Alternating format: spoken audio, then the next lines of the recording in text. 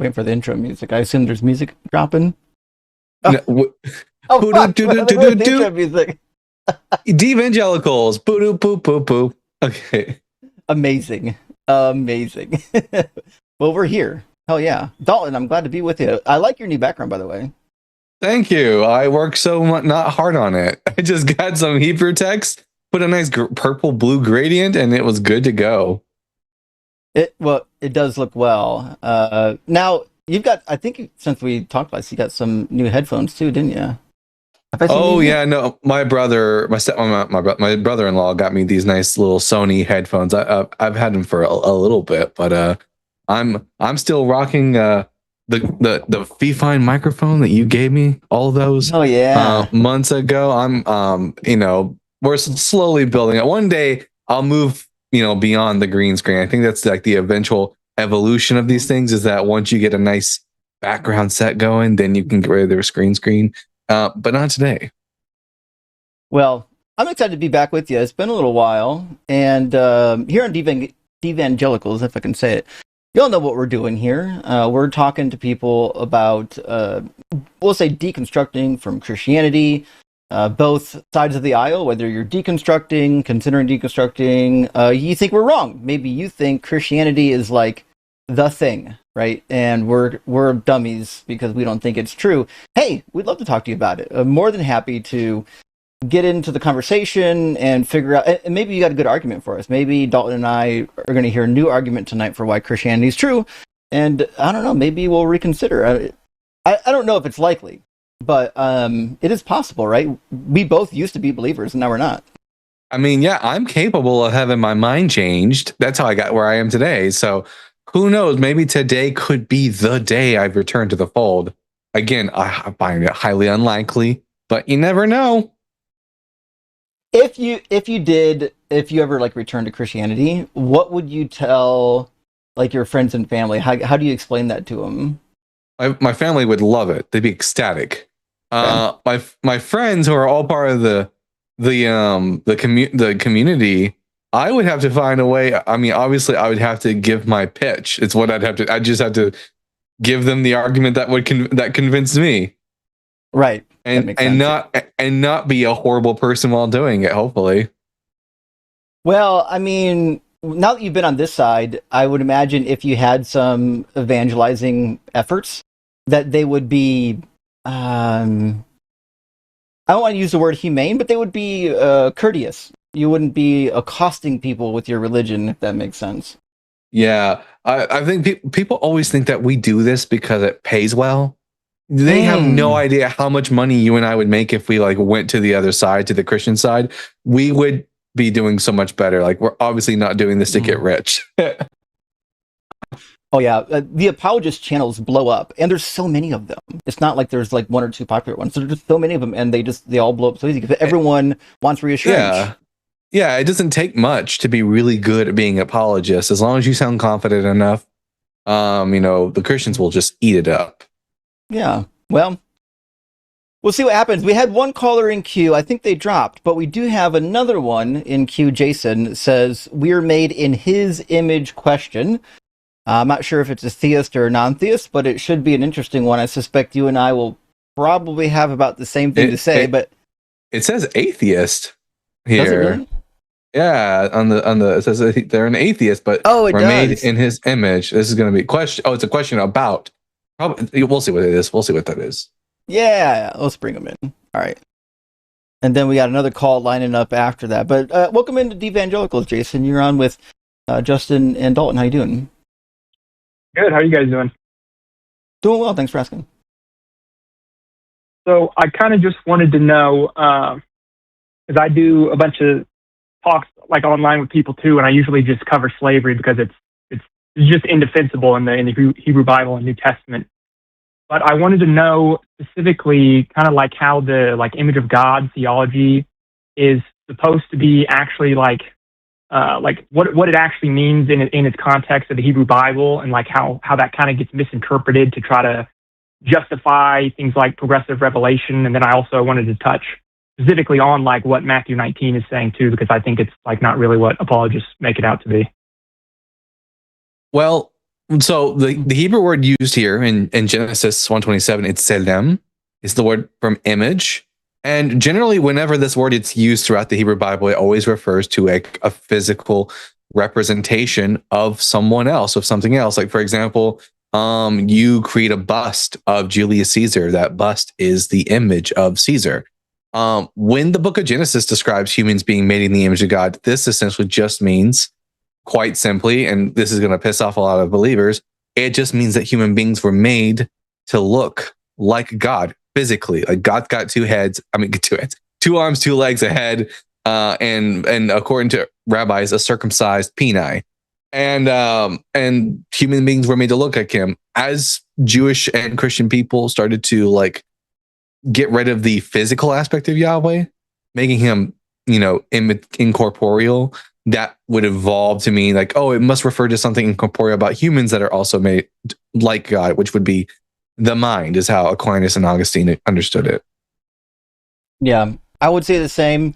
On this topic, there's a lot of literature from people who studied Assyriology and the ancient Near East. The idea, and not to say that there aren't some that disagree, there's some like John Walton who think that the image is less than a physical representation, but most of the scholars I'm aware of understand it to be a physical representation. And you'll see that as well. When Adam has sons in Genesis 5, he's born in, was it Seth says that he was born in Adam's likeness. Same word, identical. It just means that he was born in a really similar physical representation as Adam. And there's a book by Esther Hamori. She's more popular now because she wrote God's Monsters, but she did a book a while ago called When Gods Were Men, and described how the ancient gods were more like supermen and human beings were fashioned after them. And that is what I think the Bible is tapping into. Now, some people want to compare it to Egyptian mythology. I think that's wrong. I think the first 11 chapters of Genesis should all be compared to Mesopotamian mythology, and you should basically ignore the Egyptian mythology. The Egyptian mythology never made it into these early works. These early works were polemics against Babylon. And so if you're using Babylonian mythology, then you would be led to believe that the likeness just means that they're in a similar appearance and form. Yeah, another book to go along with the one that Justin suggested is also Francesca Stavrakopoulos' book, God Anatomy, where she goes into heavy detail about how God was quite literally like embodied in the Old Testament. Yep. Yeah, that's sweet. I actually have God's Anatomy like on its way right now. It's being shipped to me, but Esther Hamori's book is like $200. It's like so expensive. It is. Yeah, sorry about that. You can get it electronically a little bit cheaper, but not by much. Yeah. And so then we'll just finish on like Matthew 19, like the permission of divorce. Like it's the whole basis of like progressive revelation doctrine. Like, if I'm not mistaken, like progressive revelation doctrine is about how God gives laws to like concessions to meet people where they're at, because their hearts are so dang hard. But in Matthew 19, like that, Jesus doesn't say that. Jesus says that like Moses permitted you to divorce people, but from the beginning it was not so. Kind of like seemingly weeding out like what is and actually isn't scripture in the Hebrew Bible, and saying like, okay, maybe these parts weren't really from God, like Moses just added them in there. Like, I don't know how applicable that even is to like be the foundation of progressive revelation. What do you guys think? Well, I think Dalton and I probably see the same thing. The trend in Christianity is you have to adhere to progressive revelation or else you're stuck with these laws. The problem, I think there's two issues. One, to address your second point, Christians are going to use Matthew 19 to do it. I think that's a huge mistake. If you're doing proper hermeneutics, you would discover that Jesus is, or who's ever writing Jesus, right, is pouncing on a minor contradiction in the Old Testament and providing an answer for it. And the answer is, why is Malachi saying that divorce is bad? God says, I hate divorce in Malachi. But in Deuteronomy 24, you can divorce your wife. What are we doing here, right? So in order to square that round peg, you can say, well, it wasn't his original intention. Now, that would mean that God gave progressive revelation, but then that would also mean that God's a liar, because God told all of his people to follow this entire law code forever, even Deuteronomy. And so when we talk about, for example, Deuteronomy, in chapter 30, verses 6 through 8, it says, when the Lord your God circumcises your heart and the heart of your descendants, so that you will love the Lord your God with all your heart and soul, so on and so forth. Well, one verse later, it says, when this happens, you will follow all of the laws that I'm giving you today. Oh, well, that could only mean that in the eschatological period, the end period, when God finally rights all the wrongs, like Ezekiel 36, Jeremiah 31, that they're going to follow all the damn laws. That's all it could mean. Which means Jesus doesn't know what's in the Hebrew Bible. Whoever wrote Jesus into the New Testament didn't read their Hebrew Bible. That's what I would say. What do you think, Dalton? Well, there's also an extra layer to it that there was a debate in Judaism at the time about, Deuteronomy 24 says that a man's allowed to divorce his wife for a nakedness of a thing. And there's a debate amongst the Pharisees of this day as to what does this entail. You had the more lax, progressive, if you will, Jewish people who were saying, "Oh, you can divorce your wife for if she so much as burns your toast, you can divorce her." Food.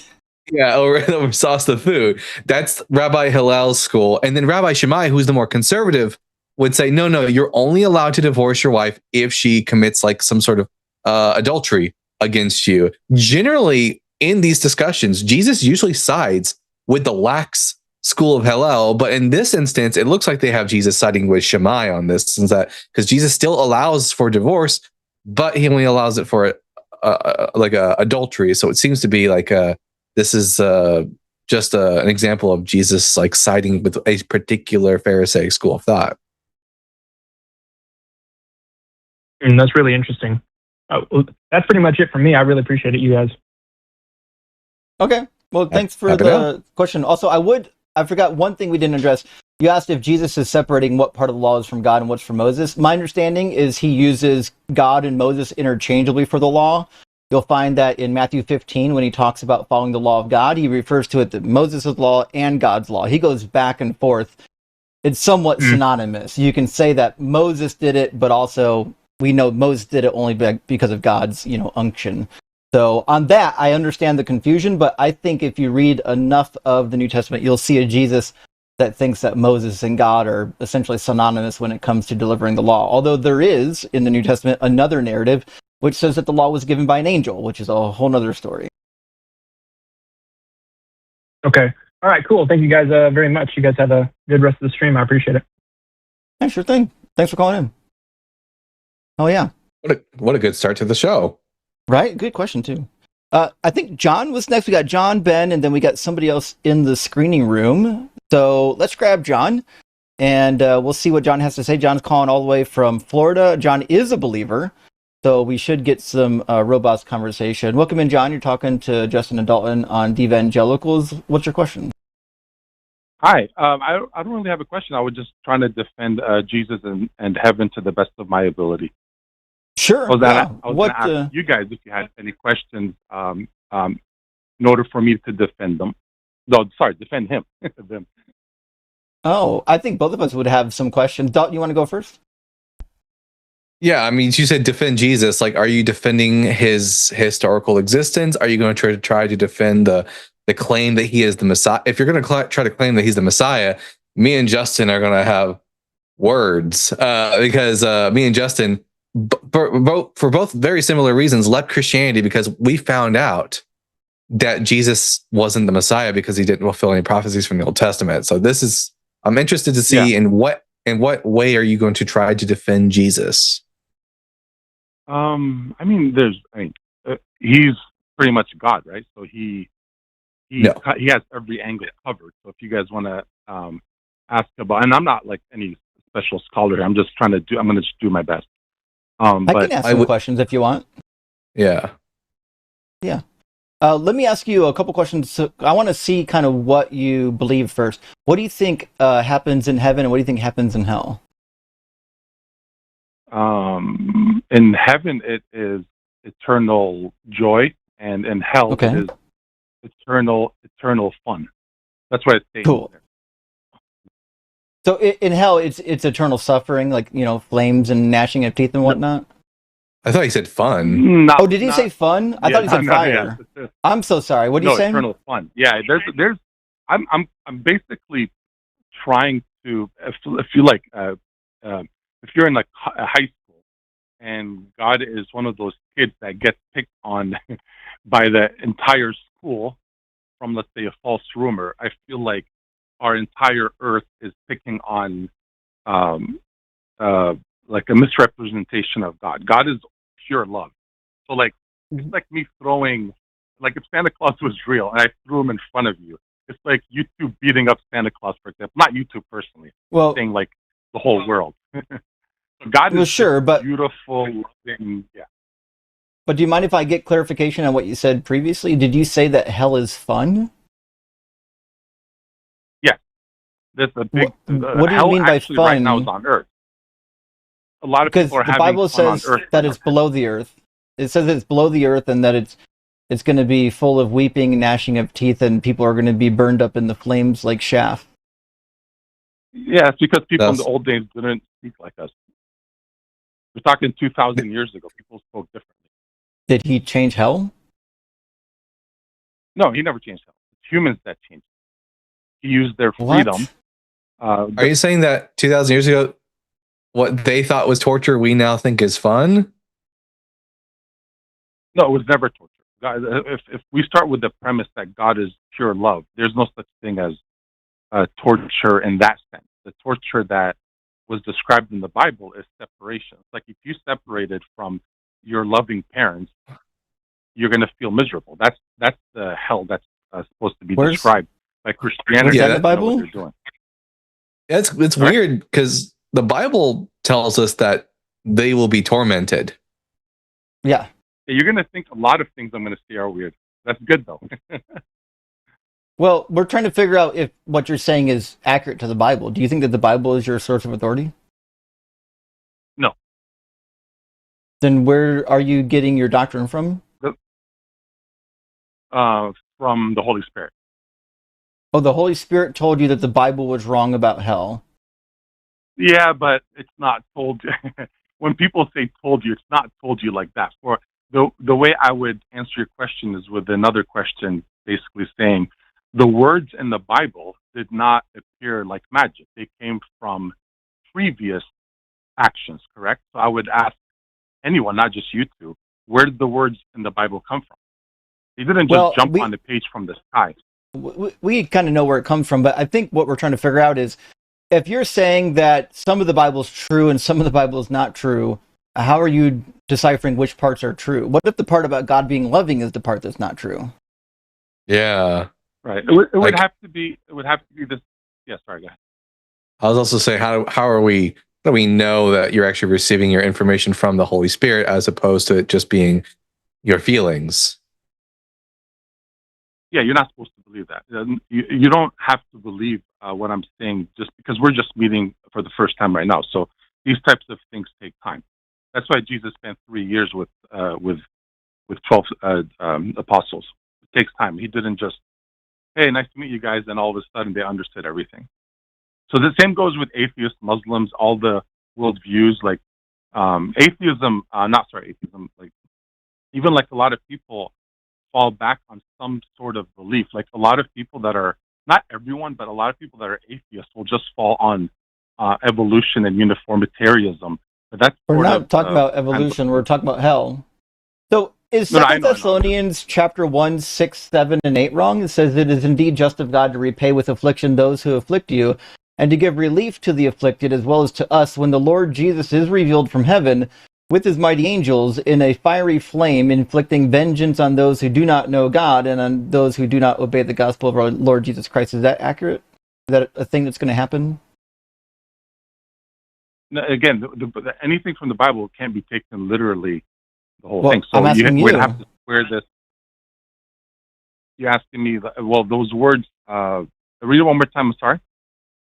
It says, it is indeed just of God to repay with, by the way, it's not just, to repay with affliction those who afflict you, and to give relief to the afflicted, as well as to us, when the Lord Jesus is revealed from heaven, with his mighty angels, in a fiery flame, inflicting vengeance on those who do not know God, and those who do not obey the gospel of our Lord Jesus. So, I got two questions. Okay. One, is that actually going to happen the way that it's written? And then I'll ask you the second question after. I can pretty much sum up that and all the bad stuff, the genocides, all the bad stuff in the Bible with that, like lump it all together. When we do bad things, we're hurting ourselves. But Is the answer yes or no? Is what I need. Yeah, yes, but it's not from God. It's not God. Okay, so like it is doing going to the happen. torture. It's Jesus is torturing going to come and afflict people with flames. No, that's not literally true. Then what's it mean? What's going to happen? What is Jesus doing then? He's going to come, and the people that didn't know how much love he is will feel pain. Okay, gotcha. Because So when it says that the Lord Jesus is revealed from heaven with his mighty angels in a fiery flame inflicting vengeance, what is vengeance here? It's not vengeance like from a what do you call it? Like like with bitter and hate. It's vengeance meaning like the God of love will be revealed to everyone who doubted, basically. Did you just use the word vengeance to be synonymous with revealing love? Yeah, if you're loving, you're not vengeful. That doesn't make any sense. So love is wishing, willing. Then this verse is just wrong. Then. Yeah. So no, it's just the Bible has to be interpreted. Paul is just wrong. It's not. Yeah. If the Bible is interpreted correctly, where are we misinterpreting? Because we know what these words are. We know what words mean, and then we know what these words mean when they follow each other in a particular order. I don't understand where you think that we are misunderstanding what the text just plainly tells us. Right. I don't look at the text literally. So I respectfully disagree. You guys can look at it and read it like that, which is fine. That's normal. But we're not saying you guys. So right? What I asked you was for a coherent understanding of vengeance, and your understanding of vengeance in 2 Thessalonians is the opposite of what the word even means. You said vengeance is equivalent to love. That's not a way to... You could say vengeance is akin to something similar to vengeance, but you can't just say, well, vengeance now means the opposite of what it is. That's ludicrous. Right, but you're also taking the Bible literally. No, so if I'm giving you the room to use vengeance as some sort of a metaphor, but it can't be a metaphor for the opposite of what the word is. That's just a contradiction. It can't be a metaphor for the opposite. Yeah, like would it make any sense if? Would it make any sense if someone was? Would it make any sense if someone was telling you that, hey, and then this guy was punching this other guy, but punching is a metaphor for healing? Would that make any sense to say that punching is a metaphor for healing? No, I don't think so. Not in that context.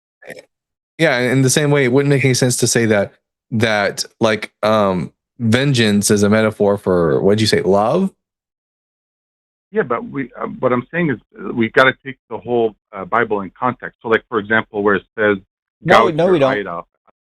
No, we don't have to do that. That's not to be taken. No. You just told us we don't have to take the whole Bible in context. You said if we don't like part of it, we can just throw it away. Yeah, that's what you said. So I'm actually confused now. So when you guys read the Bible, are you taking whole thing literally word by word? Like literally? Not literally, no. Plainly, not literally. There's a difference.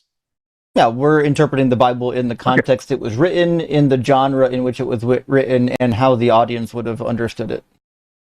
Like, for example, when the Bible says that Judah's son is a lion, me and Justin don't take that to mean that Judah's son was literally a lion. We understand that there's such a thing as metaphor within the context of the scripture, but there's no indication in the text of 1 Thessalonians chapter 1, verse 8, that this is supposed to be a metaphor. There's nothing that signals to us that this is meant to be taken that way.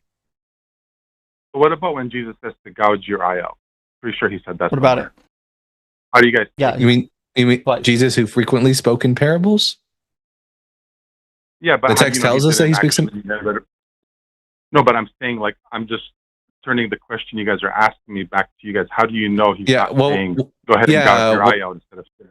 Jesus was Jewish, and what was the Jewish take on self-mutilation, literal self-mutilation? Yeah, but Jesus is a little bit higher since he was God. He's a little bit higher than whoever came before him, so he's changing the rules around now. So go ahead and let's gouge your eye out. No, I reject that premise.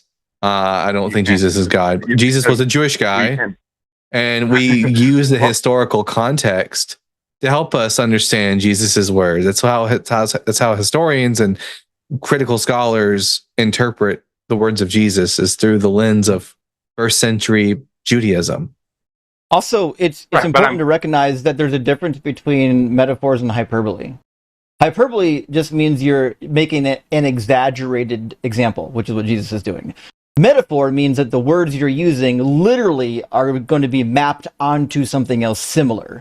What Jesus did is not a metaphor, it's a hyperbole. But it could still be taken literally. So what?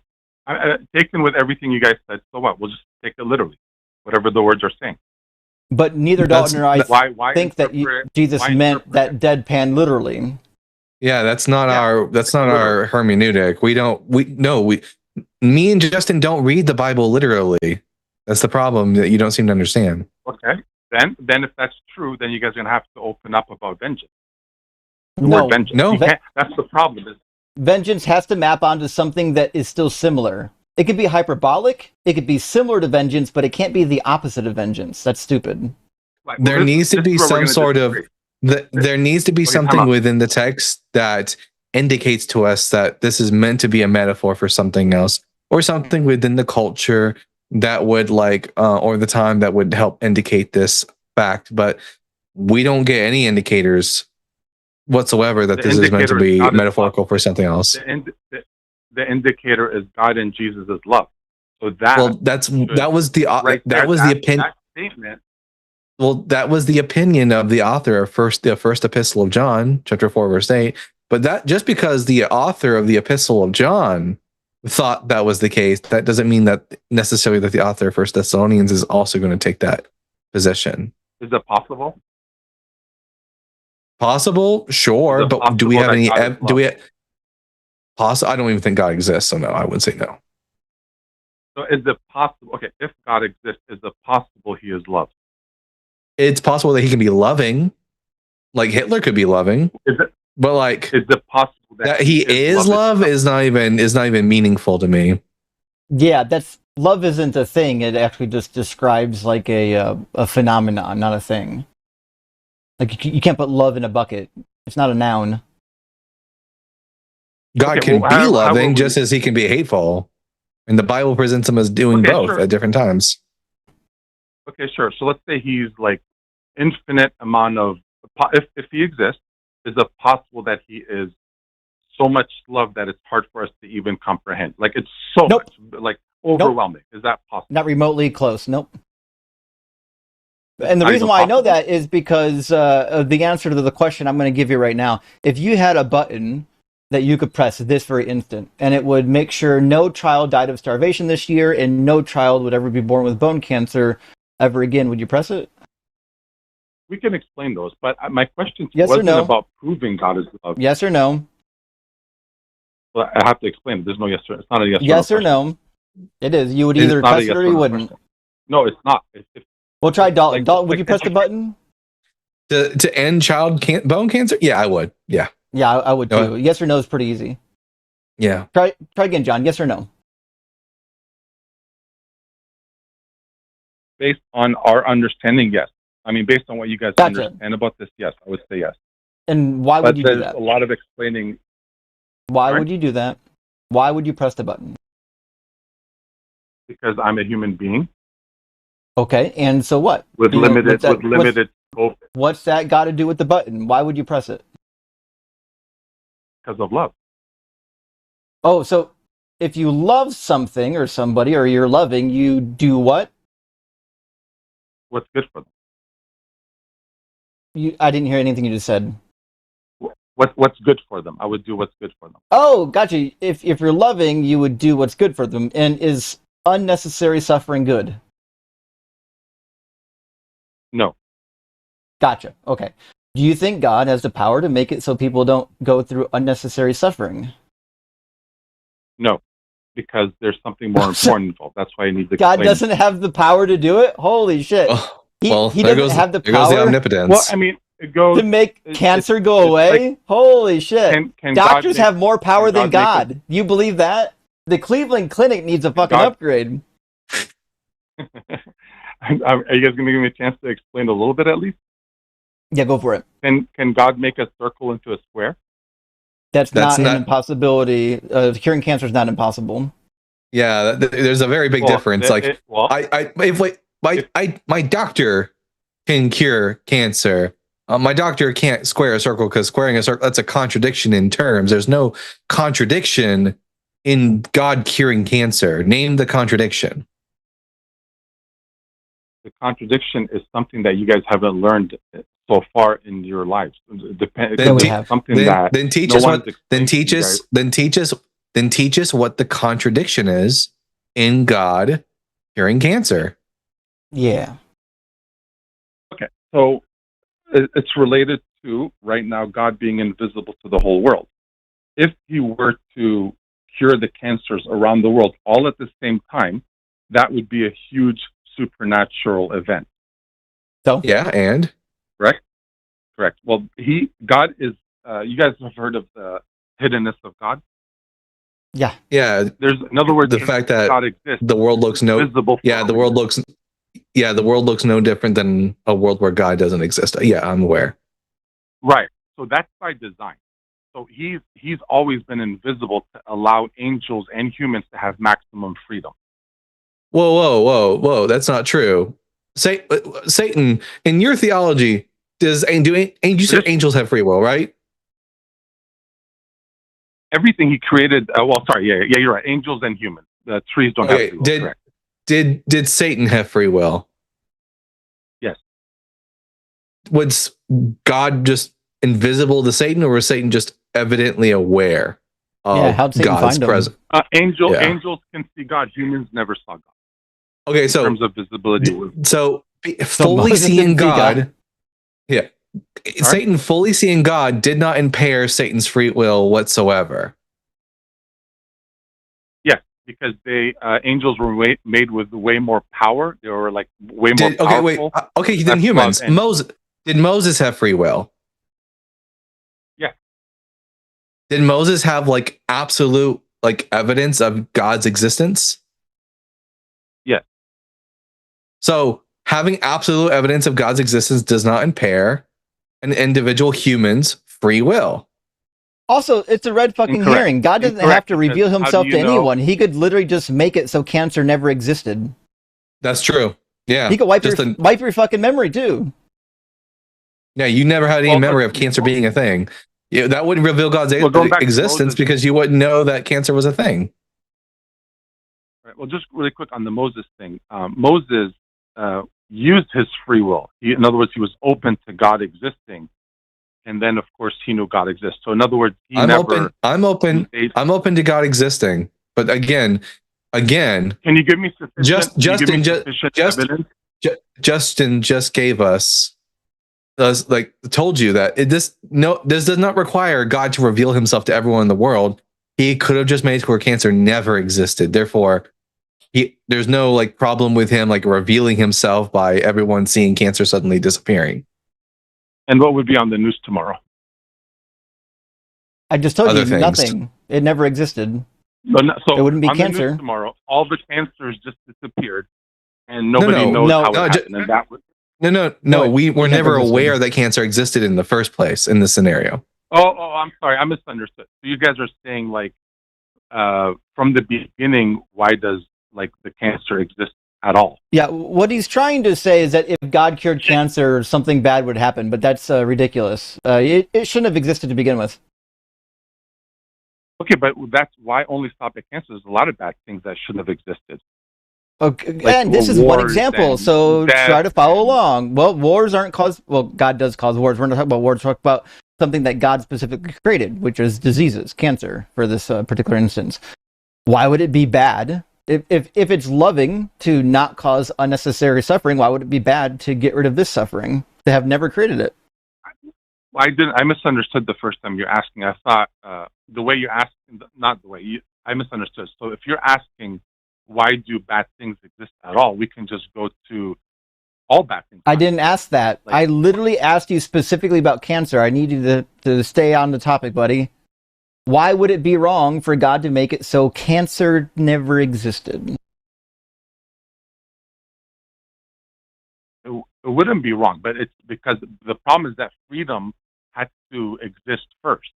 Freedom for what? So for the initial human race, initially there was no cancer. What's that got to do with cancer? Well, once the human race separated, then we got cancer, we got other bad things happening to us. Did God have to let that happen? Could he have just made it so that they wouldn't get cancer? Yes. Oh, right. Now we're getting to then the cancer was unnecessary. Got it. So God caused unnecessary suffering after the sin because he caused people to get cancer when he didn't have to.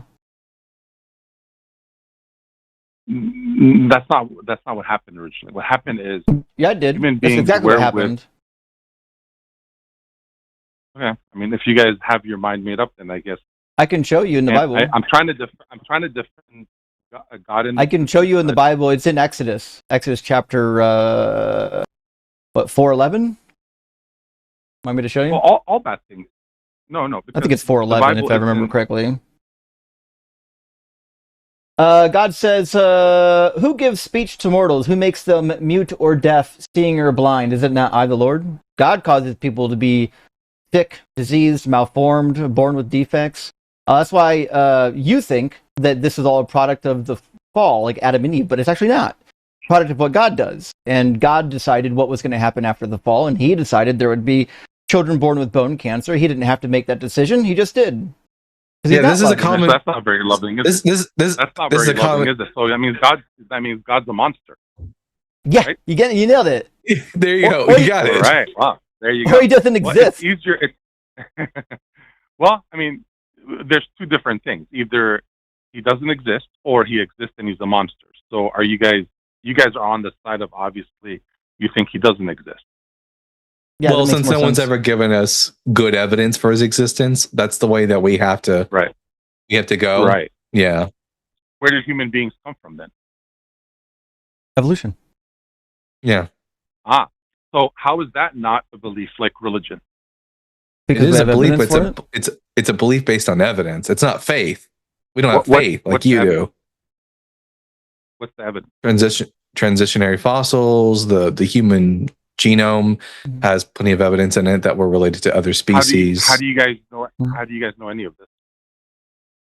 We read the data.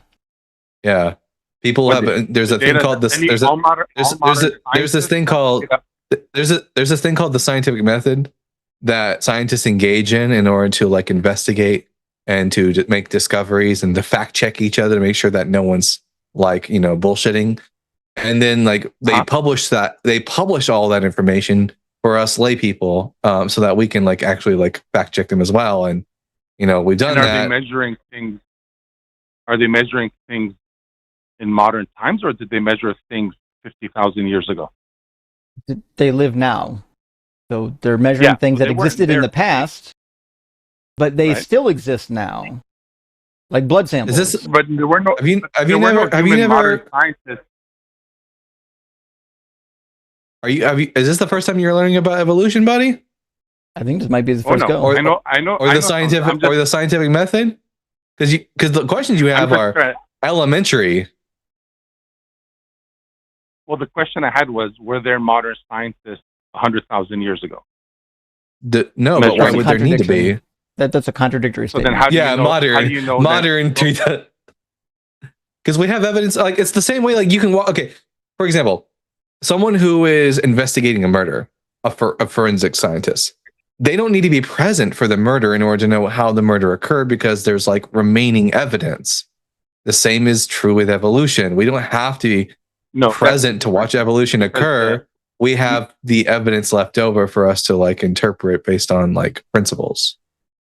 The claims are not extraordinary. So, for example, a murder happens all the time. We witness that all the time. However, no one's witnessed macroevolution, and the change in genome, like and the change of allele frequencies from one generation to the next, also isn't extraordinary. Which that's all evolution is. No, as far as we can tell, we have no evidence that we have zero evidence that this has never happened. I'm asking you. I'm asking you guys for sufficient evidence. So we've determined. You should have measured asked. These things. You didn't ask for evidence yet. But I did. No, the evidence is in like the scientific literature. So, for example, you can look at pseudogenes and ERVs. That's recent evidence. Do you want me to explain how you can look at this evidence and figure out what it means? So, have you heard of a pseudogene before? I've heard of it, but I forgot. Is it like junk related to junk DNA? It's similar. So, for example, it's a gene, so it's a genetic code that has a real function. But somewhere in history, one piece of it, or sometimes multiple parts of it, got broken, right? So you can see, like, if it's encoding for a protein, it'll get to, like, step 5, step 7, step 10, and then step 11 is broken. So it can't actually generate the protein, even though it's trying to. And we can see, look, we've got some, we'll call them primate cousins that have the same gene, and theirs is not broken. And we can actually trace these pseudogenes and see where in the lineage they broke, at what period in history they broke, and why that is. And humans have a ton of pseudogenes, so close to 70% of our genes are pseudogenes. And I don't want to say too much. I'm going to give you my favorite instance, though, of pseudogenes, and this is on dolphins. So we have noses, and in our noses we have olfactory receptors, and they're really cool. Like, so only a very specific chemical can bind to an olfactory receptor. Every olfactory receptor can smell one chemical, basically, because it's physically shaped to only accept one chemical, just like our eyes only accept certain types of photons. So what happens is, in your nose, you've got thousands of different types of olfactory receptors. Now, because we're human, all of our olfactory receptors are for airborne chemicals, because that's where we are. We smell airborne chemicals. Now, what's interesting is the mammals that we know that went from land and adapted to the water, like whales, dolphins, their olfactory receptors are way different. About 30% of their olfactory, sometimes more, olfactory receptors are old olfactory receptors that worked on land. They're only used for land-based chemicals, and then they had to, over time of evolution, develop new olfactory receptors that can smell underwater chemicals. And we only find that. We only find animals with this mix of olfactory receptors in the mammals that we know evolved to go from land, and eventually they ended up living full-time in the water. We don't see that with the other animals. Okay, but that's not sufficient evidence to make an extraordinary claim. It's not one piece. Pretty much when someone, it's also not extraordinary. When someone asks for the evidence for the Bible, and we talk about historical Jesus, historical evidence, those might be evidences, but they're not sufficient evidence to say Jesus walked on water. So you guys are making an extraordinary claim that I gave you one piece. Yeah. Also, the proof for evolution isn't one piece. It's millions of pieces that all line up and agree with each other. I can give you more and more. Do you have any evidence from 100,000 years ago that's been measured from humans? We have lots of evidence from 100,000 years ago. No. Yeah, we've got transitional fossils. Science. We've got all kinds of stuff going on. I don't think I'm not even sure if John. I'm not even sure if John understands the question he's asking. No. No, what I'm asking is, okay, the stuff that we've discovered through modern science. There was no modern science 100,000 years ago. So why does modern science need to be present 100,000 years ago for us to do the science today on objects that existed 100? Like do you have any evidence that physics? Do you have any evidence that physics and biology function differently 100,000 years ago? I will get to that, but for the same reason we talk about historical evidence. So when science tries to go back into history and write a story, that is a sort of a historical evidence. It becomes as you go back in time, we know less and less information. Sure we do. You think stories are evidence? Historical. It's called historical. John, evolution's not a story, John. We have physical evidence of evolution having taken place and still taking place. It's no different than going up to like a Muslim in Saudi Arabia and say, do you guys have sufficient evidence that the Quran is true? And they will go crazy. Will they? Wait. Will the Muslim provide physical evidence that the moon was split in the same way that we can provide a physical? Okay, Not at all. They can't provide any evidence, physical evidence that the moon split in half. But we can provide actual physical evidence that evolution takes place. So this is not at all analogous. Well, the problem is that if we just loosely define this as a religion, let's just call it a religion of macroevolution. No. Why would we do that? Well, because I'm trying to make the point that the evidence that you guys see is not really evidence. It's not. It is evidence, but why would we call evolution a religion? It doesn't fit the description of the word. Like, if we're just going to start making up. No, I didn't mean it like that. I like loose, like it's a belief. I'm saying it's not like you guys don't like worship things, and it's like a belief system. It's like a semi. I mean, it is a belief, but it's a belief based on evidence as opposed to a belief based on faith. Right, but we agree evidence could be discussed, argued, and it's not all evidence is objectively agreed on. Everyone, you can. It's interesting. It's interesting in this conversation. Only me and Justin have been providing evidence for our beliefs. You've yet to provide evidence for yours. Yeah, but who's judging that evidence? Like, you guys are, of course, you guys are going to think that's evidence, and what someone tells you evidence from the Bible or from historical, we've yet to evidence. John, you've yet to give us evidence from the Bible. Well, the Bible itself isn't evidence; it's a claim. Now, you could go to history, you can go to like archaeological evidences or scientific evidence for your like biblical claims, but it just fails. But it's also true that 99% of biologists across all fields, even just PhD teaching professors, believe in human evolution. 99. Even Christians. Yeah. So the reason is the evidence is because the evidence is that good. There is no evidence. There's no sufficient. There's a lot. Would you like to hear more? Yeah, but you guys are going to spill things that explain why dolphins have land-based olfactory receptors.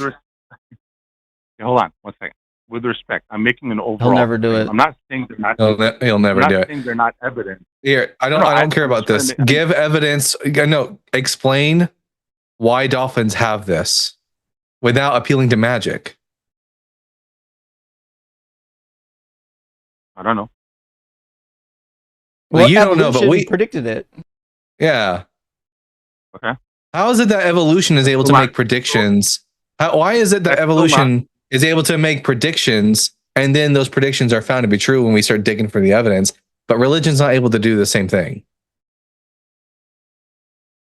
They could do the same thing. It's just that you guys are talking about it's never done that. When has religion ever made a prediction that was demonstrated to be true when we dug into the... If you go to the prophecy, you can probably make Isaiah. Oh, you know what, buddy? Well, I'll tell you what. I'll make you a deal, John, because this is our first time talking. Yeah. And Dalton and I love reading the Bible. If you, and I think Dalton will join in with me, if you show us even one prophecy that Jesus fulfilled that's somehow related to the Messiah or what they were expecting, I'll chip in $100 to Venmo you, and I think Dalton will too.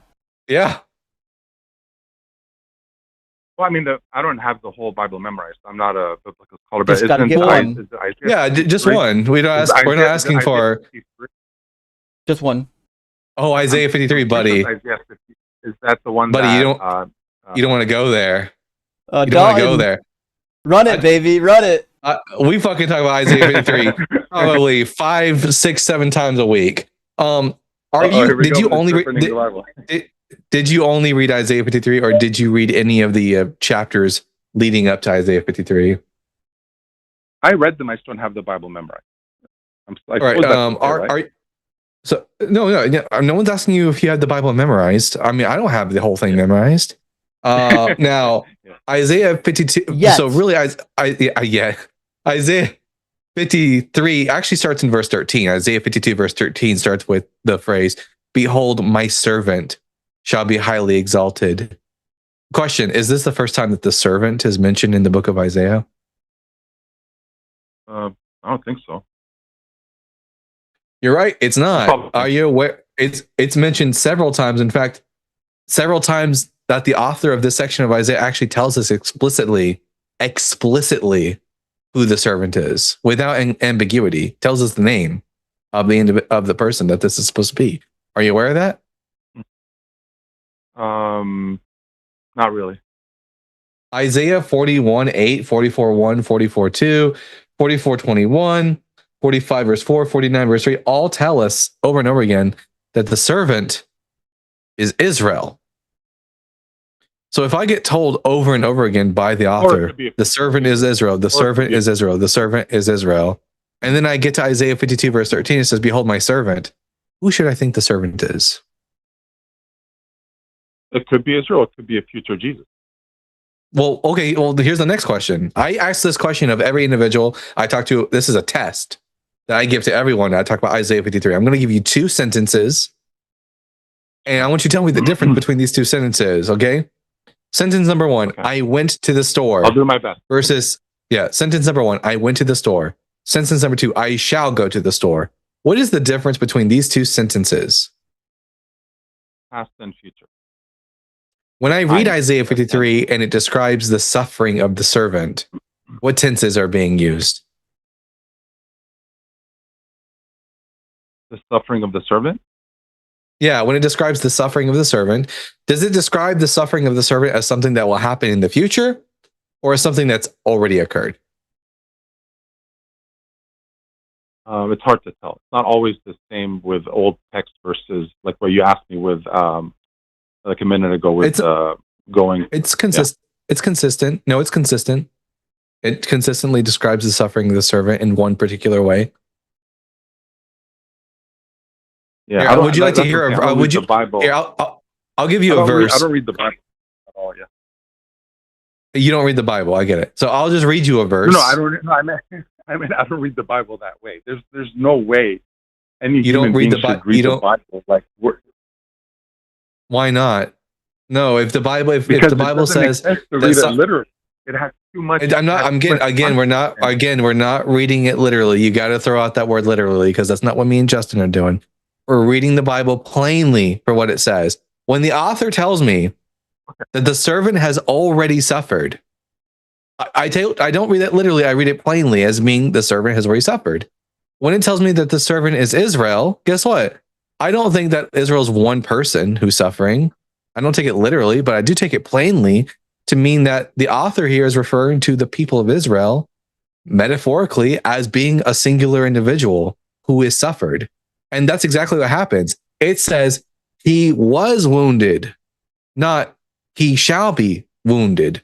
The servant has already suffered from the perspective of this author, but the part that's in the future is that the servant will be exalted. What's even the people speaking in Isaiah 53 are the ones talking about what happened to Israel in the past. And that's really important because the author of the passage tells you who the people speaking are. So you can pretty much pinpoint like when the suffering happened. So why can't we take plainly that God is love, or when it's mentioning Jesus' love in the Bible? Why is that's a man. Oh my neck hurts from that crazy pivot. Oh my God. I mean, I can tell you why I don't think that God is love is coherent, because if you look at 1 Corinthians 13, when Paul explains to you what love is, God doesn't meet any of it.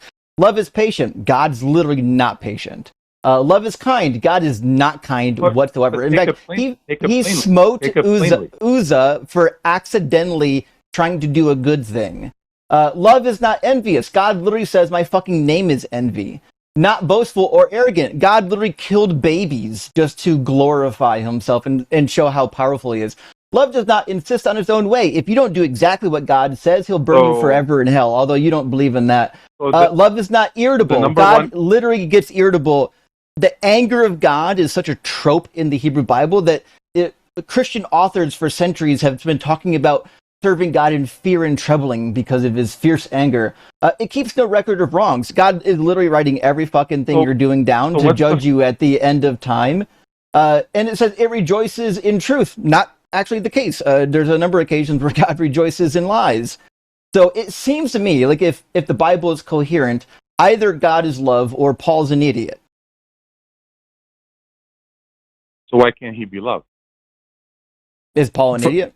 Like, what's the number one? Wait, John. Did you when Justin started talking? Did you just do this bit right here? Did you just put your fingers in your ears? Because Justin just got done explaining to you why God can't just be love, and then you go on to ask why can't he be love? If I explain to you how 2 + 2 = 4, and I spent like 30 minutes explaining it, and then you go, but how does 2 + 2 = 4? What are we supposed to think about that? No, I understand your point. I'm just saying, like, when you say you take the words in the Bible plainly, like a plain reading of it, I'm only bringing the other things that are in the Bible that are not always bad, like you guys are saying. So, for example, what's the number one commandment? That's the thing, John. That's the thing. Well, the number one commandment is you shall love the Lord your God. That's what Jesus said. That has nothing to do with God being loved. That has to do with us loving God. Now, here's the thing, John.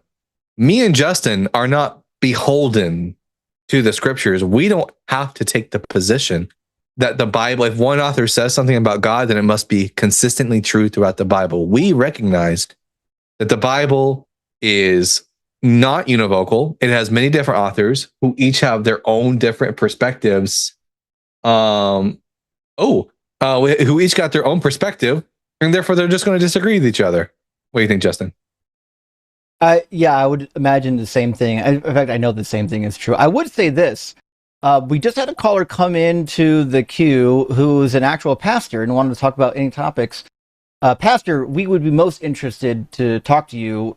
We like talking to people who actually do know the Bible well, and we know from experience that preaching the Bible helps you to memorize quite a bit of it. So if you're still hanging around, jump in the queue. We'd love to get to you. We'll expedite you even. That being said, we've been on now, John, for a bit, like maybe 45 minutes. Okay.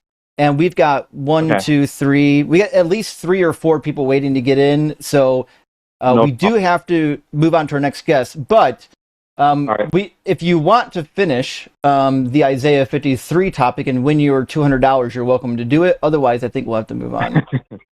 No problem. Thanks for the time, guys. Appreciate it. Take care. Okay, fair enough. Cheers. All right. Have a good day. Thank you, guys. Justin, I've decided that I also am going to write a book on Bible prophecy, because as much as I talk about it, I'm just decided that what I'm going to do is, they always claim there's only 300 prophecies. So I'm going to address all 365 prophecies. So that's what my first live stream ever was. That I didn't know what to do, and I wasn't debating yet. And I was like, I need to do something to fill a couple hours. So I downloaded the list of like 351 prophecies. I went through each one. I got a little over 100 of them before I kind of ran out of time. But yeah, nevertheless, I'd love to hear it. The book I've got coming out later this year only focuses on the prophecies in the Gospels, because I go really, really deep into the context. I'm basically doing, other than explaining why the New Testament's ridiculous, I'm also going into the ancient manuscripts, showing the differences in the various languages and manuscripts, how they changed and got changed over time. And then I'm also doing like a full exegesis on every Old Testament passage that they reference, saying this is about Jesus. I'm doing a proper, seminary full exegesis on it, so we can say this is really what it's fucking about. It's not about Jesus.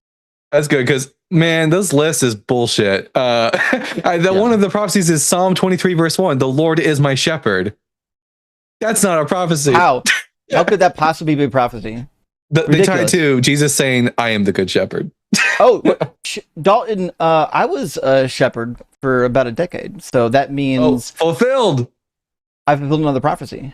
Holy shit! Yeah, there we go. Add it to the list. And my son's favorite place to be is by still streams of water.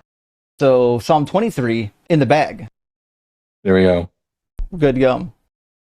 Well, friends, we're going to move on to our next guest. We've got a couple super chats coming in. We are reading the super chats at the end of the stream, unless we run out of callers, and we'll read them between callers. But let me grab our next theist. It looks like it's going to be Aiden, and then Ben, and then another Ben. We got 2 Bens in the queue.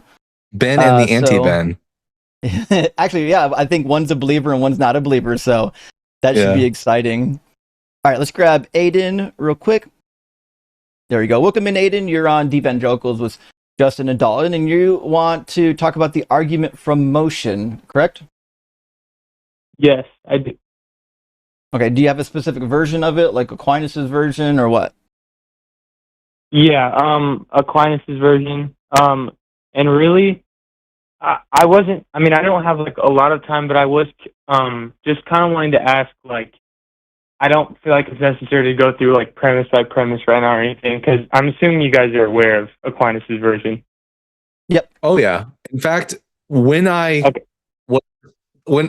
consider the argument, this is just my opinion. I consider the argument for motion to be the best argument for God, but it quickly is defeated through scientific knowledge about the nature of time. Okay. So did you want to, like, literally all I wanted to ask is like, yeah, what is that? What is, I guess, if you wanted to elaborate more, that the falling out of the argument, because like I've heard a lot of objections to it, but what's the one for you guys that's like, I don't know, would be easiest to explain and more? Aquinas' biggest problem is that he assumes that you can't have an infinite regress, and he doesn't even address it. He just says it, and he says, which is obviously ridiculous, and then he just moves on. He doesn't address it. But we now know that there's no problem with an infinite regress, because traditionally we thought, oh, infinite regress is impossible, because how do you go from one moment to the next and eventually get to the present? But if B theory of time is true, and all moments of time are equally actual and therefore not having no potential, then there is no need to traverse an infinite. Easy. You can have infinite moments of time that equally exist at the same time. Okay.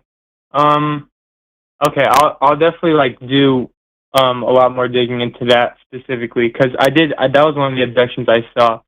So I guess Can I say one other thing on infinite regress? Because the rebuttal that you've probably heard is something related to Hilbert's Hotel. Like, if you start at the beginning of infinity, you'll never get the day, something like that.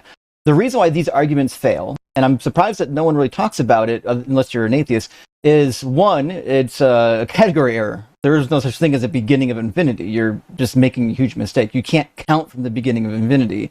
The other problem is that if you actually dig into the Hilbert's Hotel problem, you'll discover that the actual answer is infinity. If it's asked how many iterations or how much time would it take to complete, the answer is infinity. It actually works. So Hilbert's Hotel actually proves our point. It doesn't break it. Okay, that makes sense. So, like, okay, would you say the universe is infinite? Is that what you guys hold to, or do you say it has a beginning? I think so, because I've never been given a good argument for there being a beginning. I just kind of hold to the default position that the beginning of the universe doesn't exist, and as far as I can tell, it just goes on ad infinitum. Okay, so even if I grant you that the universe is infinite, everything physical in the universe changing and becoming actual through time to what it is today, how, I guess, would you guys explain that being possible if nothing in it of itself can bring actuality to itself? If everything, all these physical things have potency. Yeah, go ahead. B theory time would suggest that that's not the case, that change is just an illusion. That, it's like, imagine like, okay, a movie strip, like a movie where you have like the movie strip and all the frames are equally real at the same time. And the same thing is true with like in real life with time. Like it's not like the actual, right? Like the present is actual and the future is potential, and it goes from potential to actual. No, the past, the present, the future are all actual and all really occurring, and we just interpret it as like, because we're like living in a single moment, we interpret it as if we're like moving through time, but that's not actually the case. Okay, I guess like my pushback to that would be then, like, I mean, this is a very simple example, but like, I mean, if a piece of wood has the potency. And I know this language is not, you guys wouldn't agree with this if you're saying change is an illusion. Like if a piece of wood right now in this moment is not on fire, but it has the potential to actualize itself and not actualize itself, but be actualized and catch on fire, those two moments you guys would say are simultaneously actual? Yeah, according to B theory. Okay. Which is the consensus, scientific consensus point on like how time works, and it's necessarily true because of how relativity works and simultaneity. Okay. Trying to think if I have another question. Yeah, okay. I think honestly that's really it. I mean I don't want to take up like a bunch of time. I know you have more guests and stuff, but I just wanted to, I know you guys have a lot of knowledge. If you want a really good crash course on B theory of time, there's a really great science YouTube channel called In a Nutshell, and they have an episode on the block theory. It's called Block Theory of Time. Okay. Well, yeah, that's pretty much it for me. So, yeah, hope you guys have a good night and good rest of the show. Yeah, cheers. Hey, thanks for calling in and having some questions. I remember when I was, a young Christian, it was helpful to talk to people. I had some atheist friends online that I could talk to and ask these types of questions, because if you ask a Christian, they'll typically try to agree with you rather than trying to see things from their point of view. So a big W for calling into someone who thinks differently from you and asking the question. Yeah, no problem, for sure. It's like, it definitely, I'm really interested in, like trying to find genuine evidence, because I think even most of the callers that I've seen up here, like, will come up and kind of project evidence that they just would say is true to you guys, but not really have any, capability of, discussing whether that's actually valid. And I know that it's just, beliefs and just, presets like that, but yeah. Right. Well, fair enough. Come back and chat with us some other time. Maybe if you get a really good argument, you can run it by us and see how it plays. All right. Sounds good. You guys have a good night. Sure. All right. Justin, my confirmation saint when I was Catholic was St. Thomas Aquinas. No way. I used to read the Summa for fun when I was Catholic.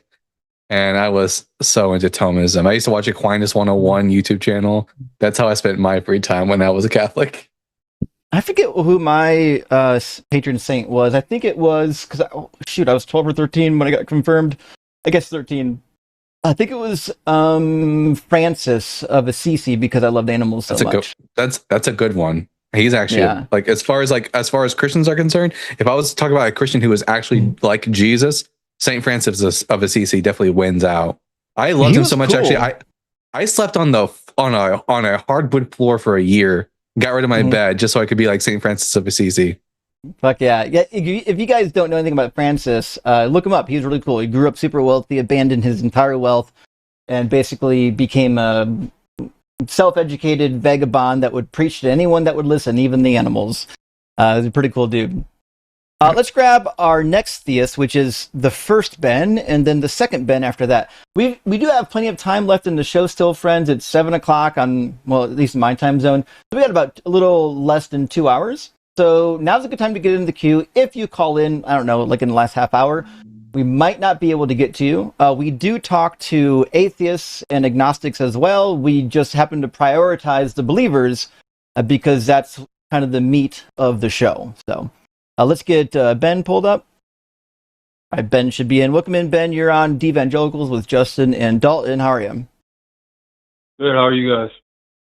Doing well. Thanks for asking. Hello. Your prompt says God is real. God is an idea, therefore real. And before you explain that, I just wanted to ask, are you suggesting that by real, you mean it exists outside of our imagination or just in our imagination? Well, is it okay if I answer that? Or is it okay if I just say how I wanted to say? It's not going to take a long time.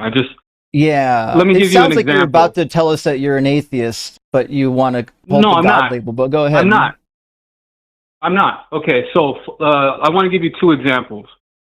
Okay, so like it's like a joke. There's a joke. The benefit of it, there are people who get the joke and there are people who don't. The benefit is laughing, right? And that is like a good thing. That's the benefit from a joke. Now, a joke doesn't need to be real, like it doesn't need to have happened in order for you to laugh at it. But the problem that atheists and dumb theists have is that they're looking for the wrong kind of proof. So you know how, or let's say the other example would be math. Like let's say there's a third grade math teacher, and the lesson is years ago a man named John had 1,000 watermelons. Of those 1,000, he ate 500 watermelons in one day. How many are left? And the class goes 500, and they go, okay, cool. And then one of the kids goes, can you imagine if a guy could eat 500 watermelons in one day? And the other students go, well, he did. The teacher just said he did. Are you saying the math is wrong? And you go, no, that was just an example. So it's like the wrong kind of proof that you're looking for. Like to think that. Do you understand what I'm saying so far? Nah. No. Are you saying God is a joke? That's might not be their okay. answer. That is an example. It's an analogy. I'm not saying God is a joke. I'm saying it's a concept to be understood. It's not something. It's not something that to look for literal proof of it. Does God exist as an actual being that created the universe, or is it just an idea in your head?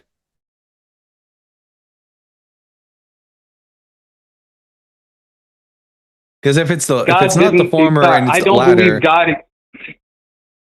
I'm sorry. Yeah, I was saying, because if it's not the former and it's the latter, then you are just an atheist. If God only exists as an idea in your head, humor. Do you believe in humor? Humor is something that you just engage exist in your with? head, or does it exist outside of your head? I believe in good humor, the candy bar, the chocolate bar. No, so you laugh at jokes, right? So the humor. Can you show me Can you show me physical proof of humor, or is it just an idea that exists in your head? Humor is like a process. It's describing a sequence of states, not a thing. Exactly, but it's an idea, though, right? Well, ideas is it don't real? really Is exist humor in the real? way that you think that they exist. An idea is just a brain state. That's what I'm saying about God. That's exactly what I mean about God. God is just a brain. Okay, then you're an atheist. I'm sorry, dude. You're just an atheist in denial. That's not true. To atheism. That's not true.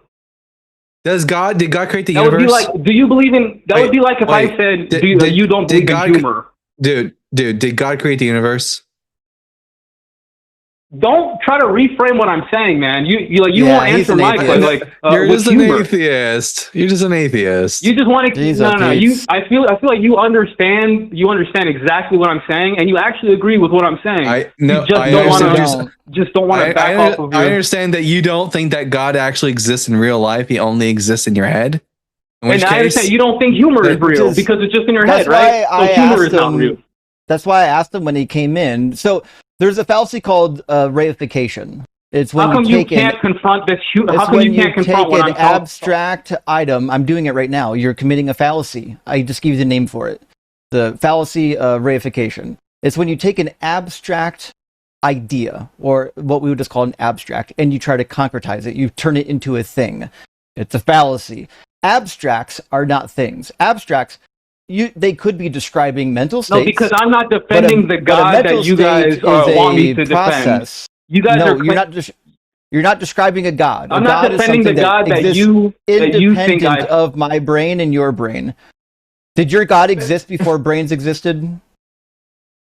Do jokes exist before brains existed? Does humor exist before brains existed? So you're an atheist. Welcome to atheism. And so you don't believe that humor is real? Is humor real? Bacon. You can put your penis anywhere you want to in atheism. I thought you guys might be intelligent, but you're not. Really easy. I thought you might be intelligent, but you're not. So you don't believe in humor. He's crashing out listen. hard. I like D&D. So humor is not real. Ben, listen. I like D&D. I created a character for a D&D run. His name is Leoric. Okay, Leoric does not actually exist in the physical world in any real substantial way. Leoric exists only as a character, as an idea, as a concept in my mind. Is your God more real or less real or the same real as Leoric? You're the one fucking playing them, idiot. You're the one wasting your time on it. So what do you mean? Is it real or not? So Leoric isn't real. I made him up. And then what are you doing then with that time? But what did you just say you're doing? So you're not doing anything then because he doesn't I'm not going to exist? sit here and explain to you how D&D Ideas works. Now, exist. You're a fucking retard, bro. Is your God more real or less real than Leoric? He's really winning us over. Wow, he cooked you, buddy. Holy smokes. Man, they always think they're special, don't they? They always think they're one of a kind. Do. When he said the atheist and the dumb theist, I knew we were in for something special. I don't even know what how do we describe this? Ben, he's not I guess he claims to be a theist. I'm going to say pseudo theist. Pseudo, you got it. Yeah. Sorry, I got to put notes before I forget. He's a fucking pseudo theist. Okay, fantastic. Thinks ideas are concrete, I guess. Yeah, God is as real as my D&D character. Facts. Fantastic. Well, we do have some other people in queue. We've got Elise, who appears to be an agnostic, and maybe somebody in the call screen who will be a theist. And we've still got our other Ben. Thanks for being patient, other Ben. I'm going to grab Elise. I think Elise is agnostic, or at least not atheist, and that should give us the best conversation. And then we'll monitor from there. Welcome in. Is it Elise? Did I say your name right? Yes, sir. Welcome in, Elise. You're on DEvangelicals with Justin and Dalton. What's your question? So I was, how do I put this?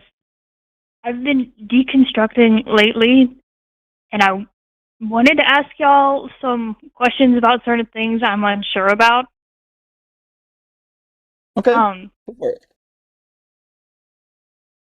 So, do you think you've seen someone like physically healed within your religious circle? Someone you know, but you're not sure. Like, is there a way that could be discrepancy? I think that's the right word. Like, and I mean, that was like in your head or something. What kind of healing are we talking about? Are we talking about like someone had cancer and it like went into remission, which can happen naturally on its own, or something like that could only be attributed to God, like an amputee's arm growing back? No, it was like my father, like allegedly he had a leg shorter than the other, and then grew like an inch. At least, yeah, that's a classic. The same exact. I tell you the truth. The same exact thing happened to my dad. It's a con trick that the faith healer engages in when they just hold your leg out a little bit longer than the other, or maybe they'll hold a shoe out a little bit longer than the other, and then they will gradually grow the other leg. It's a popular con trick amongst faith healers, and it happened. It's so popular. I mean, it happened to my dad as well. The pastor said he had back pains. And then they had him sit down on a chair. They lifted up his feet, and sure enough, one of the legs was shorter than the other. And then he magically made the other one grow longer. But this is a common con trick amongst faith healers. Some of them might not even be aware of the fact that they're engaging in this con artistry. Yeah, and to be sure, sometimes when you're the recipient of this type of behavior, you can definitely think to yourself that, if you actually do have the problem. I actually know one person who does actually have this issue, and she gets a little bit of hip pain. But you can convince yourself for a while afterwards that you actually were healed, but eventually time sets in and your pain your pain is there, that you can't ignore it, and you have to be honest with yourself. But yeah, this is the number one trick of a false, well, they're all false. This is the number one trick of a charlatan faith healer. You'll see it anywhere where there's obvious bad faith. Interesting, they're all bad faith, but purposeful, like a guy who's trying to trick people. That's their number one trick. You'll see it all over the place. Oh, I had no idea. Thank you. Yeah, I've been trying to grapple with that. It's in every church you've ever been to that has regular healing services. You'll see that on a pretty regular basis. I've probably seen it 15 times. Oh, yeah. Yeah. Yeah, because I was wondering growing up. You can look it up on YouTube. There's an ex evangelist faith healer that explains how the trick works. It's really easy. Actually, that's the reason why it's so ubiquitous, is because it's the easiest one to pull off and not get caught. Essentially, you just start, and you can do one of two things. You can pull one leg forward a little bit more when you're situating them, because there's a little bit of give in the hips, and then you can slowly just move them into the right position. And be like, oh my gosh, look at that. Or what is more common, so it doesn't look like you're manipulating it, is when you take them by the bottom of the foot, they'll take a finger and typically just slide one of the shoes off a little bit more so that it matches. It gets flush with the other shoe, and it looks like the leg got longer. That's it. It's pretty common. That's fantastic to know. That is fantastic to know. Thank you so much. Yeah. To be fair, there are a lot of like faith healers who do believe in what they're doing. They're honest, good faith actors. They literally believe in God and the Bible, and that God will heal people. But if they do that thing, specifically that thing we just talked about, they're bad faith. You know right away they're charlatans. They know they're charlatans, and they're just trying to trick people. Okay, thank you. I grew up in a lot of charismatic circles, so it was always like, oh yeah, Jesus heals, and the more I've tried to like delve into it and be like, is that even true? Do I even believe in that? The more stuff I've found, so thank you so much for explaining that to me. Yeah, no problem. I'm glad to help, Dalton. I enjoy helping. Any other questions? We've been around the block a few times. That was kind of the main one. That was the one thing keeping me from making the jump. So I appreciate it. Well, good luck in your deconstruction. I know it can be difficult. A lot of people out here that can help, though. You're welcome to call in to our shows. And you're also welcome to join the Deconstruction Junction Discord. It's full of, we got, I think, a little over 7,000 people in the Deconstruction Discord now. You'll find it in all of my profiles and link trees. So that's a good place if you just want to hang out with other people that are doing the same thing you're doing. Awesome. Thank you so much. Y'all have a nice day. Yeah. You too. Cheers. Bye. Yeah, it's crazy because my dad's back problems ended up starting up again even after the healing took place. I know. It's interesting to me because I don't know. The mind is a powerful tool. I'm intrigued by the amount of people that think that they're healed, and then eventually they realize that they're not, like a couple of days later, and like, oh, actually the pain is back and whatnot. But then they still go back to the church. That phenomenon to me is wild. I don't know if they're like blaming themselves, if they're thinking, oh, maybe I was healed, but because, I didn't have enough faith, God made it came back. I don't know what goes through the mind of the person. But if I went somewhere and the pastor was like, God told me to heal you and you're healed now, and then I wasn't really healed, eventually I'd be like, I think I need a new church. It is not going to work out. So I think we've got one caller in queue, Ben. Ben's right now is our last caller. So if you have questions, or you want to run an argument by us, or you think that, hey, maybe you know the Bible better than us and you need to take us to school, hey, jump on in. I know there are some believers in the stream because I saw the poll. So I know there's some people out there. Be more than happy to take your call, even if you're not a Christian. It's fine. More than happy to take your call and see what kind of argument you got for us. But let's get Ben up in here. Hey, welcome in, Ben. You're on DEvangelicals with Justin and Dalton. Good evening, gentlemen. I want to thank you for one thing. I didn't have to follow the other Ben. He makes us people with the name Ben look pretty goddamn bad.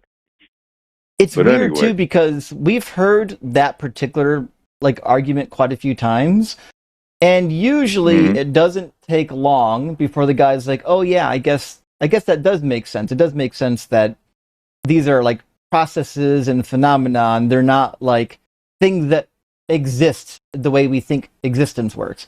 But that guy just, I don't know, he couldn't take it, I guess. Maybe, I don't know. He wasn't a troll. Trolls don't get mad like that. So I don't know what his deal was. Well, that's a good point. Right. Well, I only have one quick question. Excuse me. I was reading the Bible per your instructions. Thank you very much. And I came across Acts 15:32, where it basically stated if one person in the household is saved, everyone is saved. Did I read that correctly? It's in 1 Corinthians chapter 6 as well. When it talks about the laws of divorce, it says that the non-believer is, some will say saved, some will say glorified. There's different ways to, but anyways, Paul seems to think so. Now in Acts chapter 15, I don't know if that's the passage we would want to turn to. Usually they turn to Acts chapter 10. So in Acts chapter 10, remember, Peter goes to the house of a Gentile leader, or not leader, a Gentile person, and he converts. And then essentially the whole house is saved. The Holy Spirit falls on the entire house because the head of the household converted. In Acts chapter 15, I don't know if verse 32 gets us there, unless I'm misunderstanding, maybe we got the wrong verse, or maybe I'm misunderstanding what you're saying. If you could explain more, that might be helpful. Well, yeah, actually, I was just looking for a get-out-of-jail-free card with my religious family. And I thought I could pull that one out, like an ace in a hole. Often what would happen in these situations is that if the head of the household would become a particular follower of a particular god, the family would just follow likewise. People didn't really take, religion the same way that we do. And the same thing would be true, like if a king of a particular city would switch to a new god, the citizens would often follow in their stead. We have times in history where like kings would become Muslim, and then all the citizens would become Muslim as a result, even if they were Muslim before. The same thing happened with Constantine. Constantine became Christian. A lot of people became Christian as a result of him becoming Christian. And it seems like it's also true for the household. If the father of the household became a Christian, the family members would start participating in the religion as well. And so it's not just like an automatic sort of situation where if the dad becomes a follower and then everyone's automatically saved, but rather like people would just sort of, the wife would follow the husband's lead, and the children would be baptized and when all that kind of stuff. So it would just automatically follow that everyone and all the slaves would automatically also participate in the religion as well.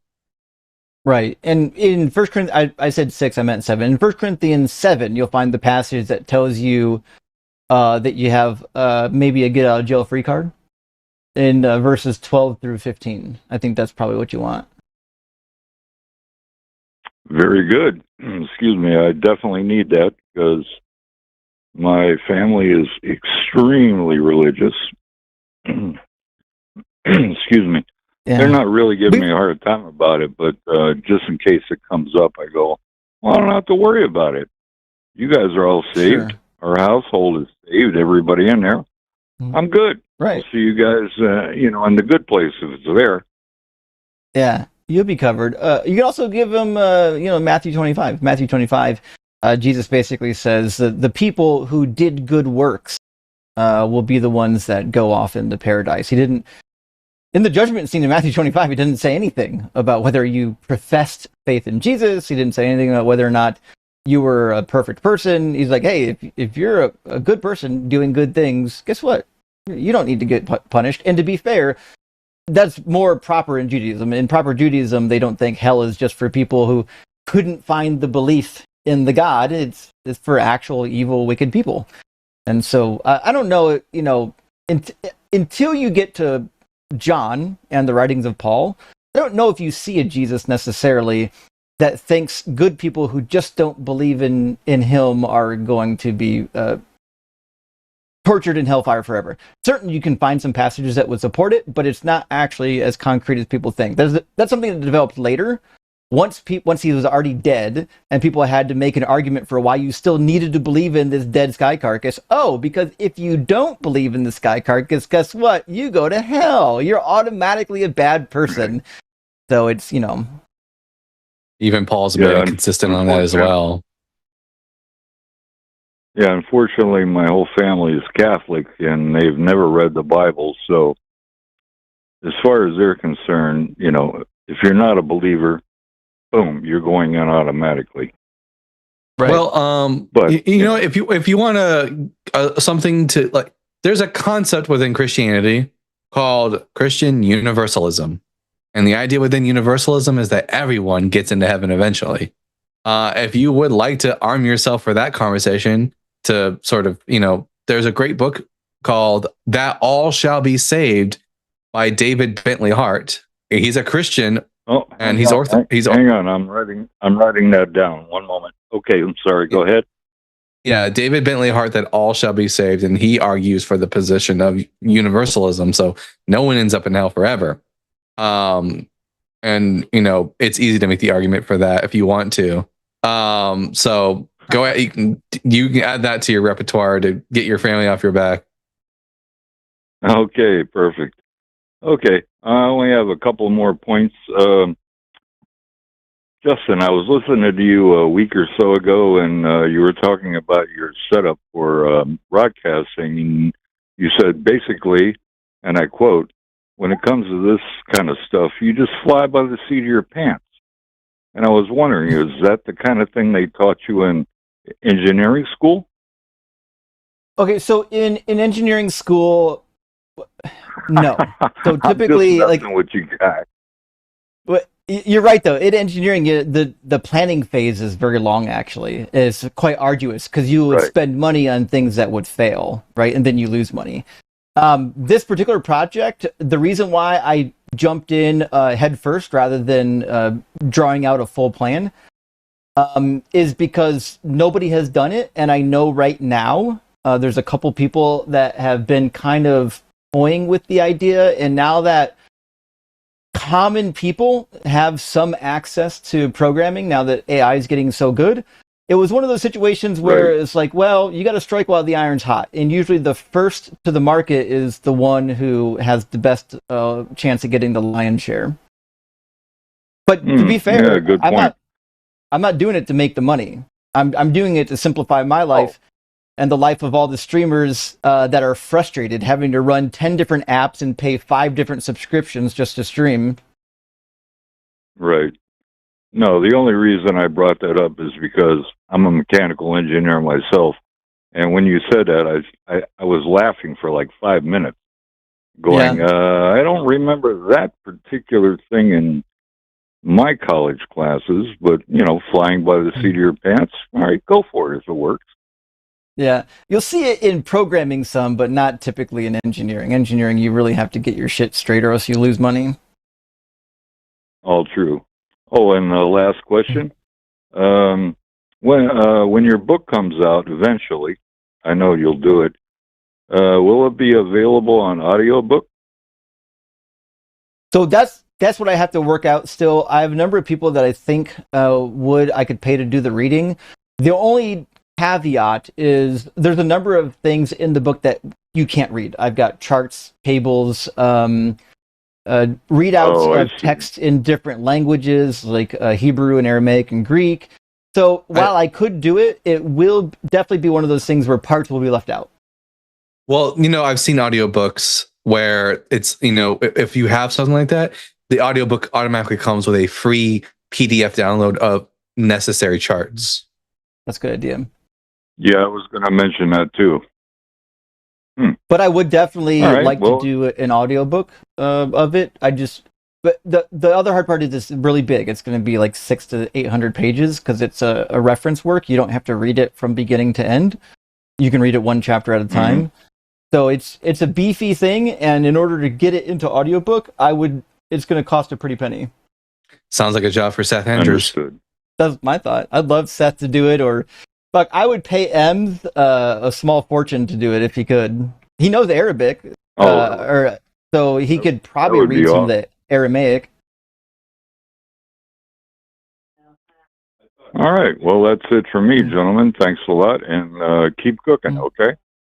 Hey, thanks, Ben. Good to hear from you again, man. All right. Take care. Cheers. Ciao. I've talked to Ben once or twice, I think, on this show, actually. Really cool guy.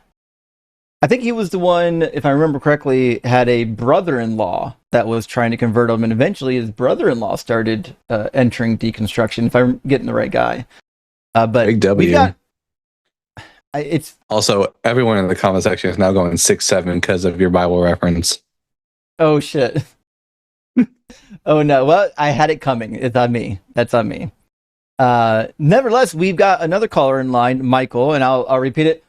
We've got about an hour and a half left in the show, and we've already got through a handful of guests, and now we've got basically an empty queue after Michael. So if you want to call in, now is a great time to do it. And I'll say the same thing I say typically at the beginning of the show. If you wait to the end of the show to call in, we might not be able to get to you. And I don't know, every show is different, but I know on my show typically, if you call in like during the last half hour, I'm sorry, there's usually guests already ahead of you that we're going to have to bring in. So if you had a question, if you had an argument, if you had a thought, now's a good time to get in. Rather do it now than later so we can make sure that you get into the queue. Let's grab Michael. Michael wants to talk about Gnosticism, is an agnostic, and you're on DEvangelicals. Michael with Justin and Dalton. What's your questions? Hey, how's it going, guys? Good. How you doing? Not too bad. I've been watching the show for a while now. I just wanted to say that real quick. And Justin, thanks, I do want to say one thing. Your whole just thing about just the messianic, about how Jesus was the Messiah. Like your stuff has helped me a lot. I will admit that. Your stuff has helped me a lot. Well, thanks for letting me know. I mean, Dalton and I feel pretty passionately about that because that was a thing for both of us.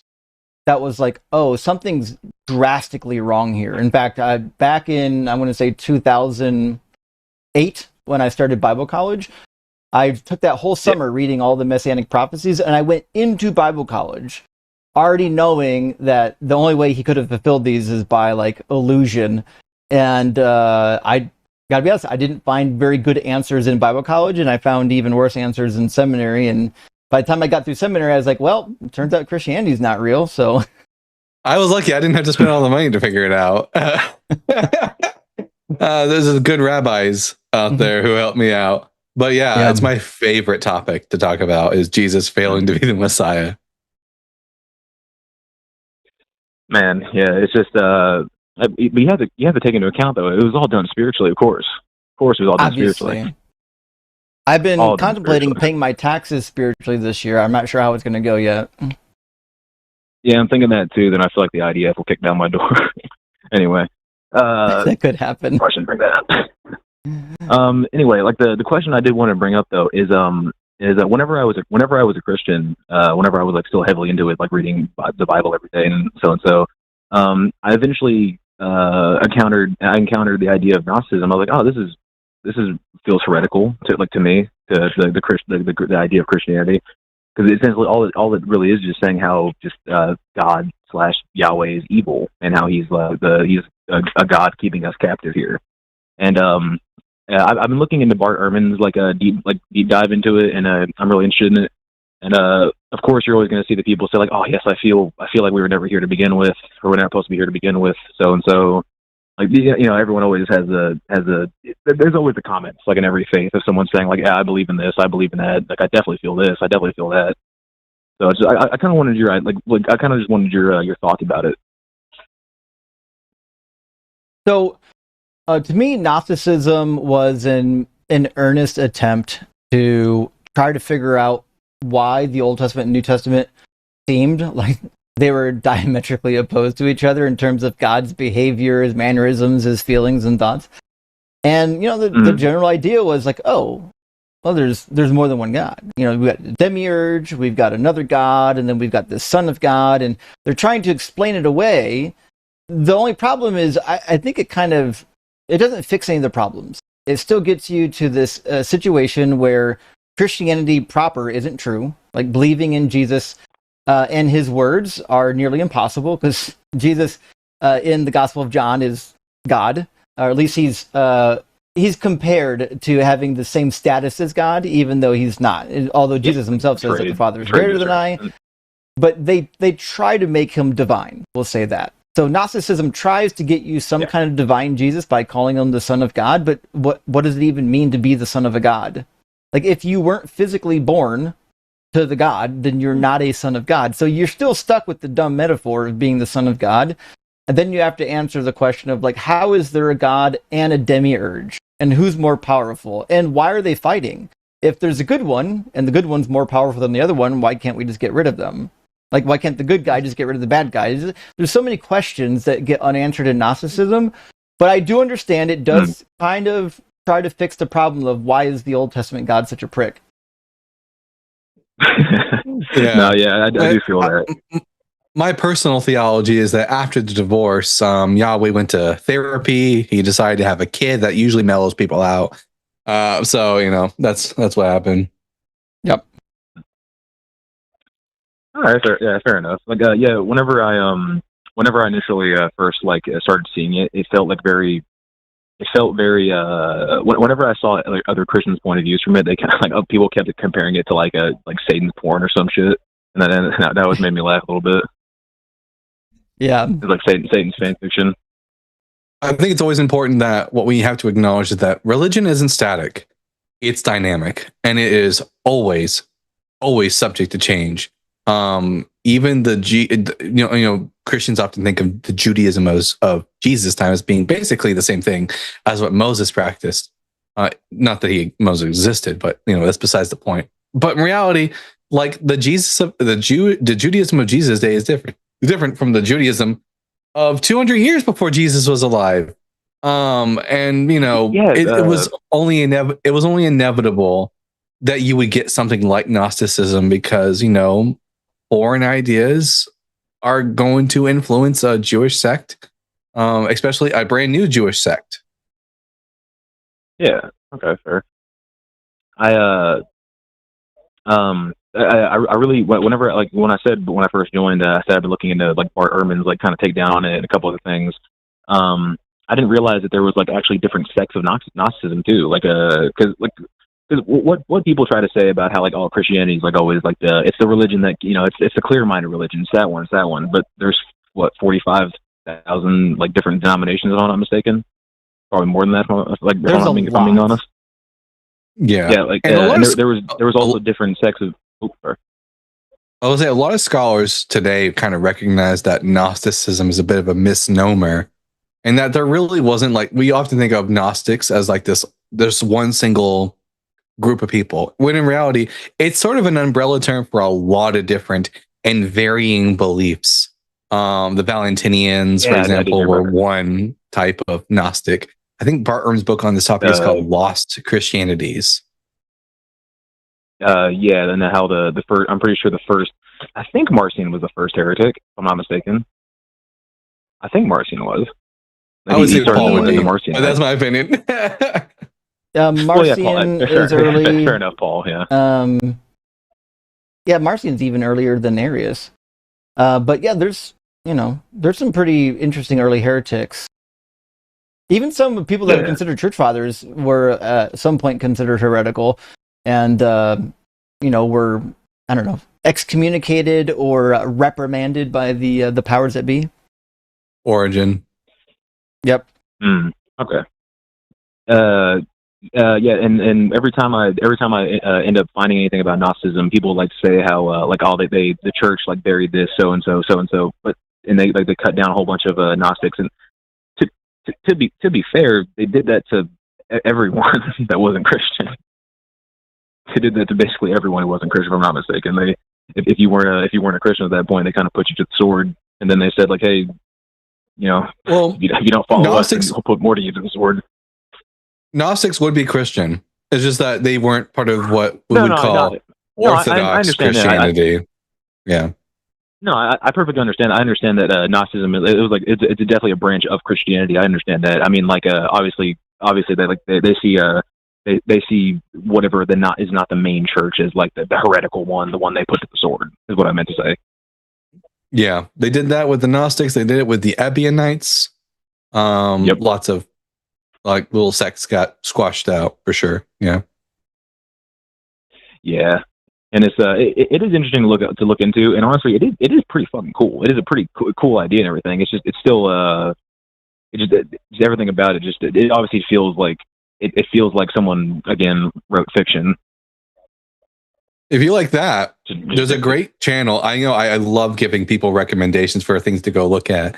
There's a channel called Religion for Breakfast, and they have a lot of interesting videos on Gnosticism, including one group that claimed to be followers of John the Baptist. Oh, was it the Essenes? The Manians, I think they're called. Was it not the? No, the Essenes predate John the Baptist. Right. Sorry, forgive me for that one. Yeah, it's a really great video. I've been looking into I was also looking into some of his videos as well, and there was one skeptic I met that I looked up, and his name was Armored Skeptic, and I found one like YouTube short of his like breakdown of Gnosticism, how he like finds it kind of silly. And the comments are just filled with, this guy's a fucking archon. This guy's a demon. Like just like saying how he's different, like the demons of that, like of Gnosticism, saying how the demiurge got him by the balls.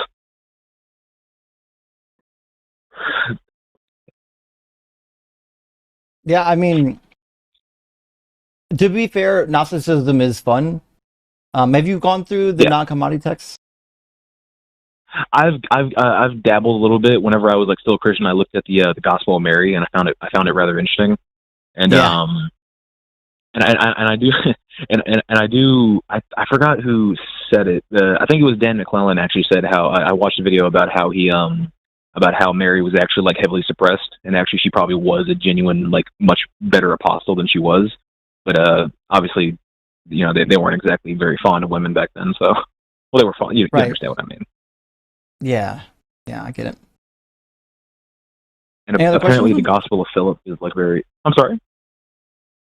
Oh, sorry. I didn't know if you had any more questions, but then you started to talk about Philip. What are you going to say about Philip?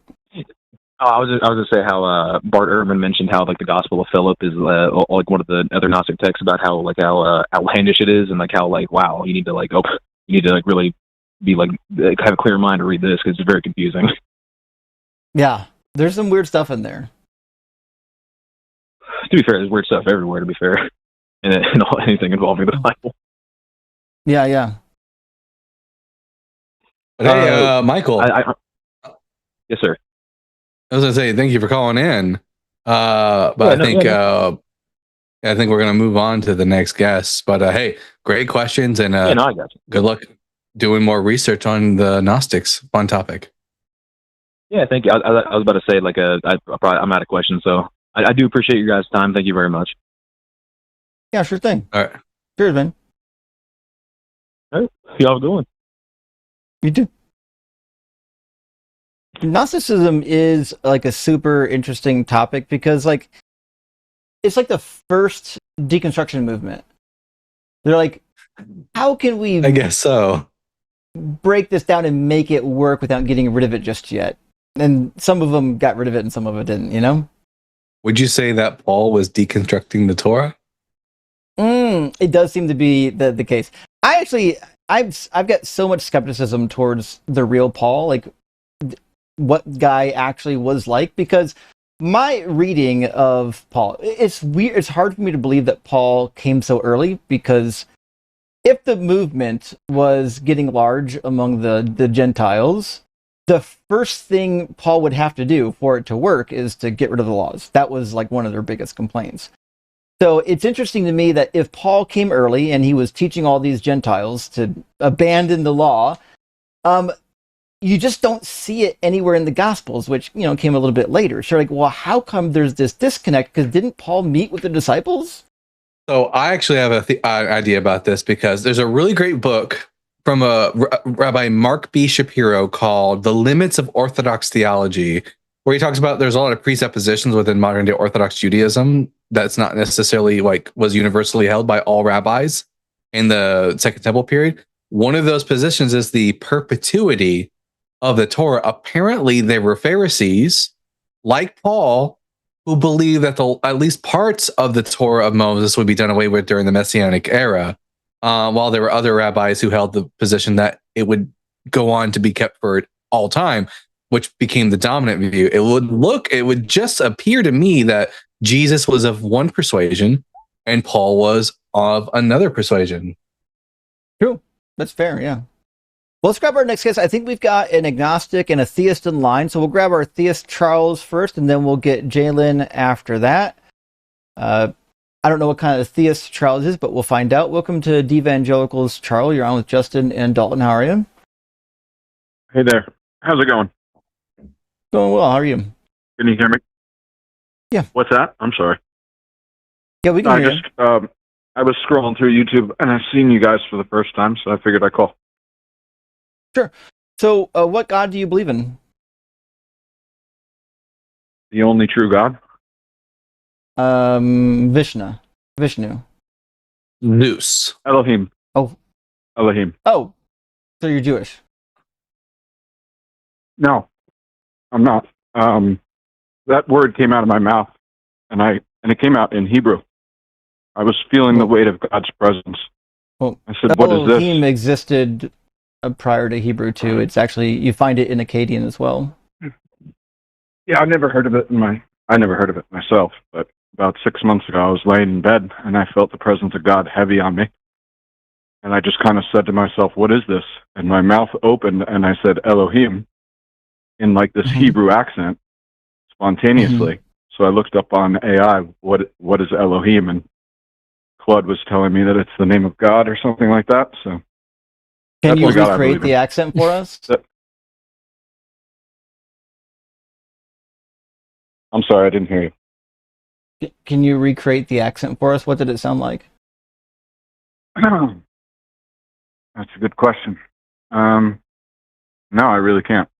Elohim, it was like really throaty from my gut. Throaty? Sounded just like, I've heard a Hebrew accent. Sounded just like Hebrew. What? How deep in the throat was it? No, it was like from underneath my belly button. Came from within.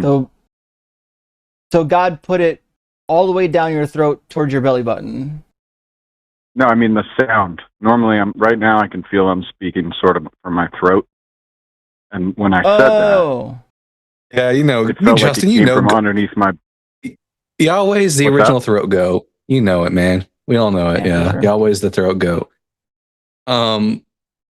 Okay. So let's get down to the thing here.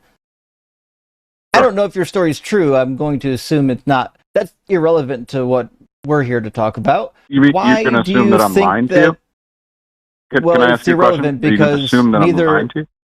No, I'm saying it's irrelevant because neither one of us can actually test what happened to you because we weren't there. Sure, but what we can do is talk about whether or not there is a good logical reason to think that this God is real.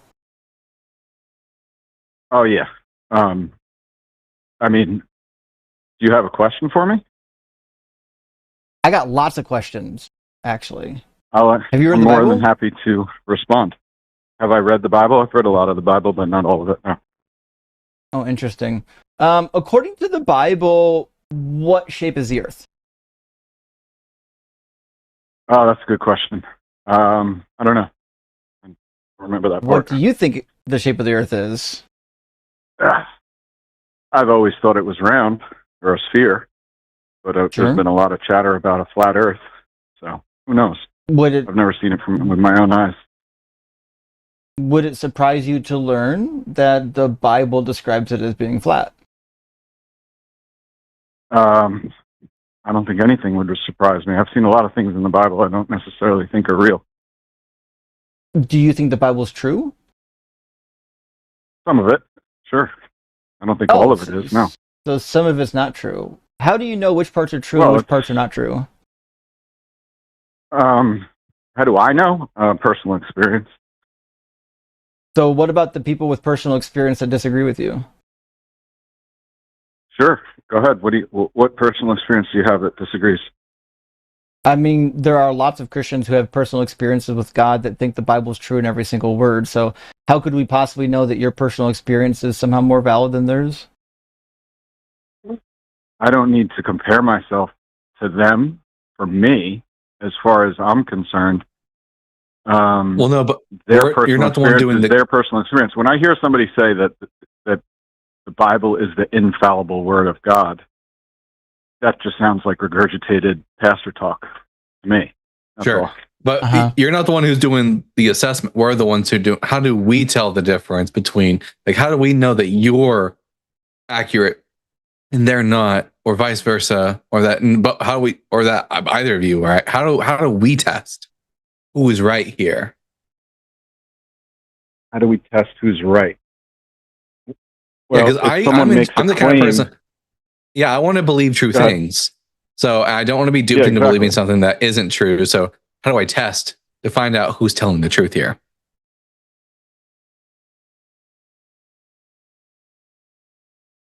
That's a good question. I mean, I kind of deal in specifics. Like, I look at the Bible and I say the same things you guys say, that God's personality seemingly shifted overnight when Jesus showed up. Seems like craziness in the Old Testament.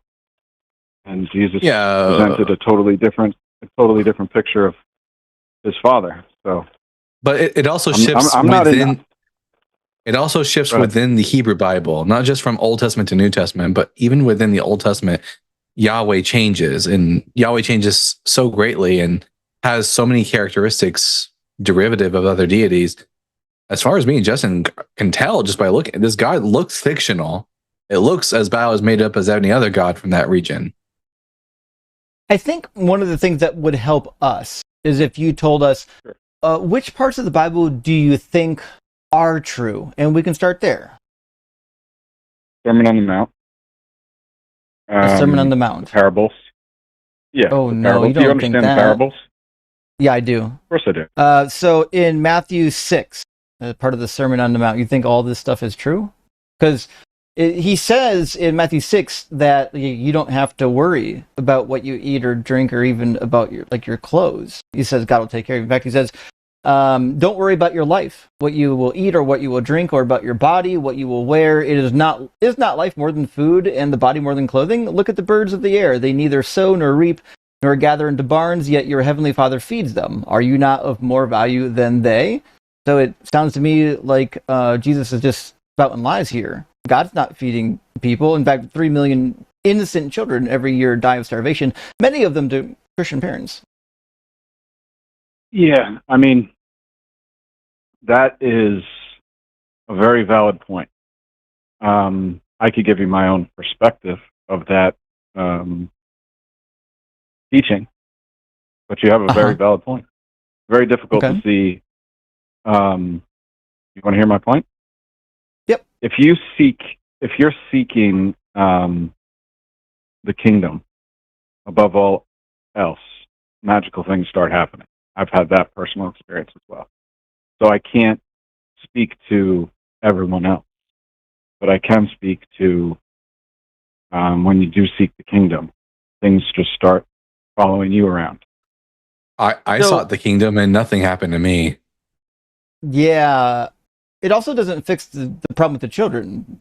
Do you think infants have to seek the kingdom?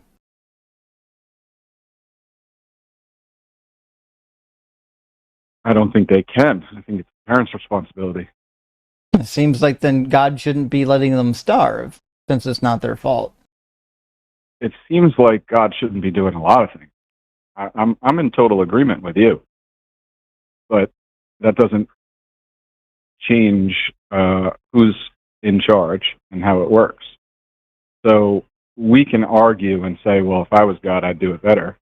That's basically the atheist argument, whether they know it or not. That's not my argument. God is horrible. My argument is the Sermon on the Mount's not true. There can't be a God.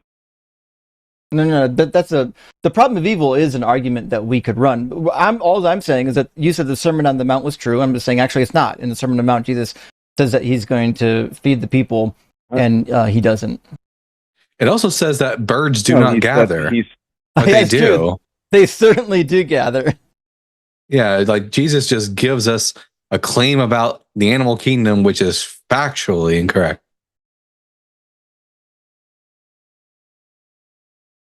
Okay. So you understand the parables, correct? Yeah, but a parable only works though if what Jesus is comparing the thing to, like if Jesus is saying, listen, people are like the animal, people should be like the animals who don't gather, but the animals do gather. So Jesus' whole point is he's just pointing at something. Truth always points. Doesn't state. Also, this isn't a parable. To be clear. Parables are when Jesus tells stories that are meant to teach lessons. This isn't a parable. Correct. Like first pull the plank out of your own eye and you'll see clearly how to gently pluck the speck out of your brother's eye. That is also not a parable. What would you call that? That's just a moral teaching using an analogy. Parables are like fictional stories that Jesus tells about people that have moral lessons. Okay, so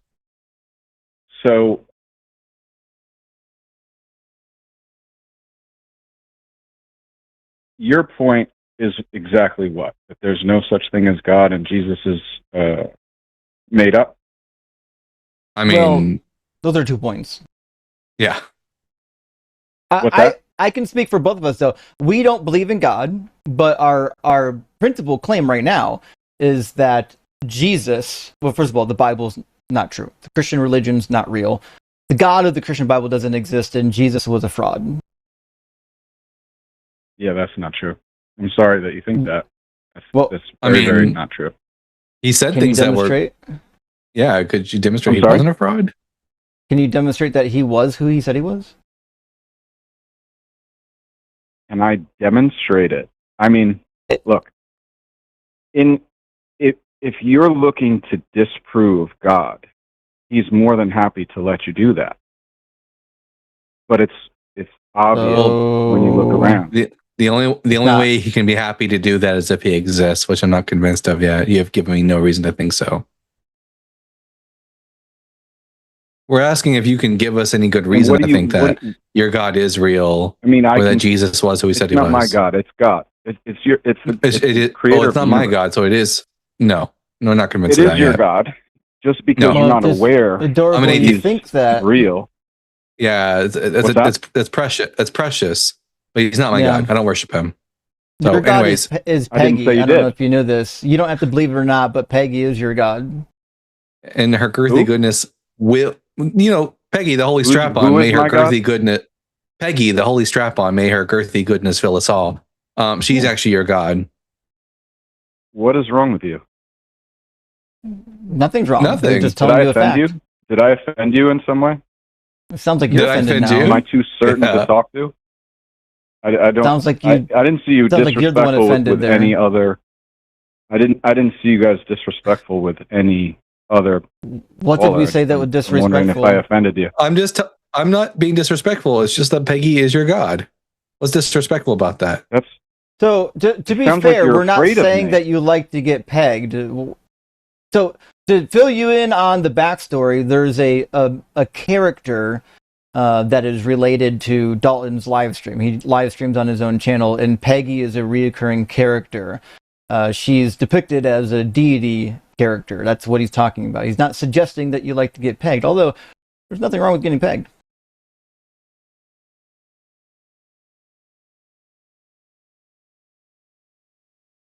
So do you want to continue the actual discussion? I think that I'm more than happy to have a respectful conversation. We're being nothing but respectful. So why now? Enough of all that. It's not just like Peggy's not your God, Yahweh's not my God. Now, why should we think that your God is real? Well, none of this world is actually solid material. Here, let me check that real quick. 1 second. Let me check that. Do you mean solid or physical? There's no solid, like everything you're looking at that you think is solid is an absolute illusion. It's all empty space. What The do air you is think not solid empty. is?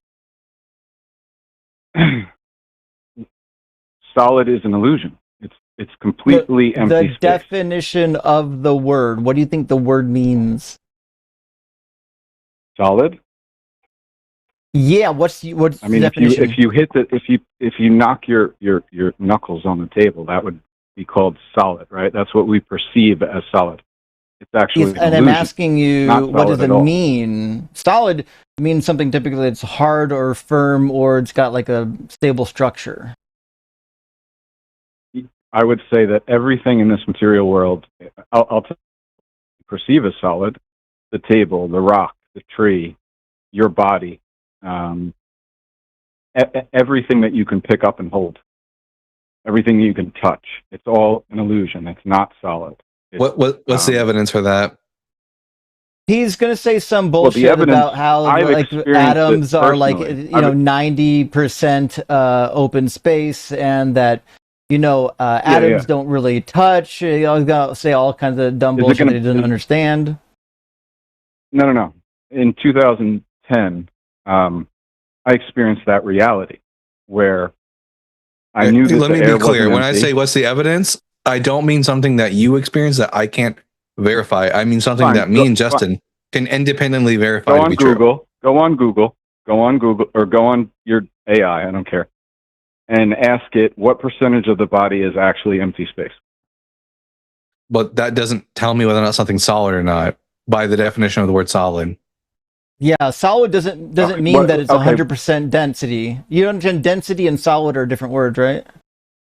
No, but everything's made out of the exact same material. In other words, the rock is made out of exactly what you are made out of. It is. Not true. Go ahead, look Water's it up. made out of water, for example, is made up of hydrogen and oxygen, but like the carbon I breathe isn't made of that. And even the quarks that those things are made out of are different. Yeah, up and down quarks, charm quark, strange quark, different types of quarks. If you don't believe me, ask the AI. You watch. I'm telling you do solid that I here. You watch this. Watch this. Do solid objects exist? Yes, but not in the perfectly rigid, completely filled instance that solid suggests. You can. Well, no. So wait. My AI just said that yes, solid. Empty space. Well, like 99% of atoms are empty space, but that doesn't mean that they're not solid. 99.79. Yeah, but that doesn't mean they're not solid. That your perception is solid. I don't know. My perception is they are actually solid by the definition of what it means for objects to be considered solids. I'm telling you that your perception that you are actually flesh and blood and solid is an illusion. The Wait, I'm not made of flesh and blood? Is that you're just vibrating particles. If you cut me open, if you cut me open, what happens? Do I not bleed? No, they're not one thing. That's not true. Yes, they are. It is true. No, there's no evidence for that. This is just nonsense. This is just like I am scientifically. Your experience is wrong. My experience tells me that things are not all the same. For example, like if I feed my dog food, okay. If I feed my dog chocolate, why are you scared of what I'm saying? You're not in the least bit scared of what you're saying. If I feed my dog chocolate, but my dog will get wait. Why will my dog get poison if it eats chocolate, but it doesn't? But if it eats dog food, it's fine. If they're the same thing, it's a different vibration. Vibrations. The material is just. Now we're getting back. Now we're getting back to Peg. Now we're getting to talk about Peggy again. Let's leave the goddess out of this. What do you think that vibrations are doing that makes, if I vibrate my dog's food, will it suddenly turn into chocolate? If you want to do your own research, I see you guys read a lot of scriptures. You've done a lot of study. You can either try to fight me and be absolutely incorrect, or we are your own research. You just don't know how words work. You're confused about words. You don't know what the word solid means. The problem. Okay, so So define you understand solid for that me. when atoms form bonds to make chemicals and things like that, that is what we consider structure. And when a structure lacks understand fluidity, meaning it's rigid, we usually refer to that thing as solid. We're aware that solids are not 100% dense. That's why we can rate something on its density. Calling something solid doesn't mean it's perfectly dense. It's not about its density. It has nothing to do with density. It's 99.99999. But if I look at the atomic empty space, that's density. It's an illusion. That's density. If me and Justin were to look at the atomic structure of ice, would we see that it's rigid or free flowing? Yeah, you would see that it's empty space. No, I didn't ask if it'd be empty space. I asked about would the structure be rigid or not? You just asked the atomic structure. The atomic structure. Yeah, the atomic. You would see that it's all empty space. Would it be vibrating? I didn't ask about whether or not it'd be empty space. You got to listen to what I'm asking you. We all know what gas, liquid, and solid is. You're not listening. You're not listening. If I look at ice and compare it to like water, is the atomic structure going to be more rigid or less than the water? Not whether or not it's empty space in those atoms, because in the case of both water and ice, the atoms have 99% empty space. That's not what I'm asking. I'm only asking whether or not the atomic structure is rigid or not in ice. I would, without ever seeing it before, I would say that the vibration in ice is slower than the vibration in water. I'm not asking about the same. He can't focus. Rigid, no, then. Yeah. You think things are not moving? That's wrong. He's out to There's lunch. no way that anything is static. Yeah. Absolutely not. You know what the definition of rigid is? Look it up yourself.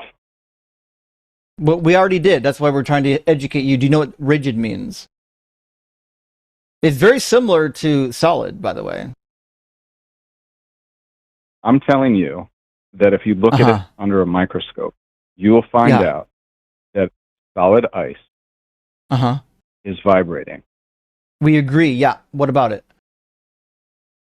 Okay, so that's my answer. I don't know what you're trying to ask. Well, that's not an answer. It's still considered rigid a solid. So I have here a picture. I'll pull it up. Of on the one side we have water on the left side here, and then on the right side we have ice. Is there a difference between these two structures? I'm on the phone right now. I'm not looking at your YouTube. Well, look at the screen real quick. I have a picture of water and ice. A picture is a picture. This is a picture. This is a picture that is reflecting the structure of the atoms in water and ice. Okay, but if you saw it in real time, it's vibrating. It would. I don't care about the vibration. Would the structures look like this? How can something be solid if it's vibrating? We'll get there. And it's all empty space. If it's all empty space and it's all vibrating, how can it be solid? We'll fucking get there. Answer the question. Answer the question, bud. I have no idea what you're trying to say. Are these two structures the same? Yes or no? Without looking at the pictures, I'm sure they're not. He doesn't even want to engage. Wait, do the guests not have the ability to see the screen? Do they not see a display? He can open his YouTube and look at because I'm sure it's on YouTube right now. Well, if he does that, I think his phone will disconnect the audio. Most people don't like to be told what to do. Here, I can believe you. Here, then. Scientifically speaking, water is considered a liquid. Ice is considered a solid. Scientifically speaking, solids do exist. Even though solid objects are made of atoms that are 99% empty, they are still considered solid by the definition of the word. This has been one of the dumbest arguments It's not an illusion. Not an illusion. By the definition of the word. By the definition of the word, they are solid. I'm not lying. I have done the research. I've done the research. You don't know what words mean. Everything in this. Do you know what fluid coupling is? Have you seen like the inside of a torque converter? The inside of a torque converter? Yeah, do you know what a torque converter is? I don't think I've seen the inside of a torque converter. Okay, so there's a thing called hydrolock, right? You can use fluid to create what is essentially a one-to-one mechanical bond. There's a series of fins on opposite ends. Just like if you put a fan blowing against another fan, it would make the other fan spin just through moving air. Sure, you know what I'm talking about now? Okay. Fluid lock is similar, except the fins are really close to each other. They don't touch, and the fluid there's enough fluid flowing through that when one is spinning, the other is spinning literally at the same speed. All right. So that's called a fluid lock. Now, we would agree that both of these things are being powered by fluid, but fluid couldn't do that unless it was pushing on something. And the thing that it's pushing on is something that is solid. Solid is fundamentally different than something that is fluid because it has a rigid, non-moving overall structure. The reason why this is happening is because atoms bond to each other. I agree, atoms don't fully touch in the way that we like to think they touch because the electrons are spinning around it, and they spin so fast that they basically create a shell, and they spin in all different directions. But for all intents and purposes, because electrons are the fastest thing in the universe other than photons, what that means is that they create, we'll call it a pseudo-shell. And because of the electromagnetic forces, two atoms who have pseudo-shells can come together and be stuck together as though they actually had shells. So atoms will bond to each other, and they'll eventually form molecules and then chemicals, and then you get something like ice. We agree that this structure is not perfectly dense. Was excellent. I did forget. What did any of this have to do with God existing? I forgot at this point. But the point of the instruction is this: something that is rigid, that is not fluid, and it's made of bonded atoms. That's what we call a solid. It doesn't matter what percentage of that solid. It doesn't matter what percentage of that solid is empty space. It doesn't matter what percentage of that solid is moving on the microscopic level. It matters when we, human beings, touch it. Is it solid or is it fluid? It's solid because when we touch it, it doesn't fucking move or change. You're right. Now, is the body solid? Yes. Both. It's got solid and fluids. It's also got fluids in it, like my blood is a fluid. Okay, so we're not in disagreement. I'm just simply telling you that the energy of the universe, the energy, is passing through every solid object and your body. You can't. I don't think you know what energy is. It's a whole new thing altogether. Whole new thing altogether. Another word in science that you don't know the meaning of. No, he doesn't. Are you happy to be smarter than someone else? Does it get you off? No, it makes me terribly sad. The Bible is right when it says, with knowledge comes sadness. Yeah, that's true. That's true.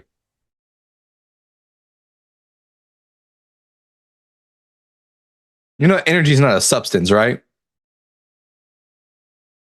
That's what I just said. The energy of the universe is flowing through everything.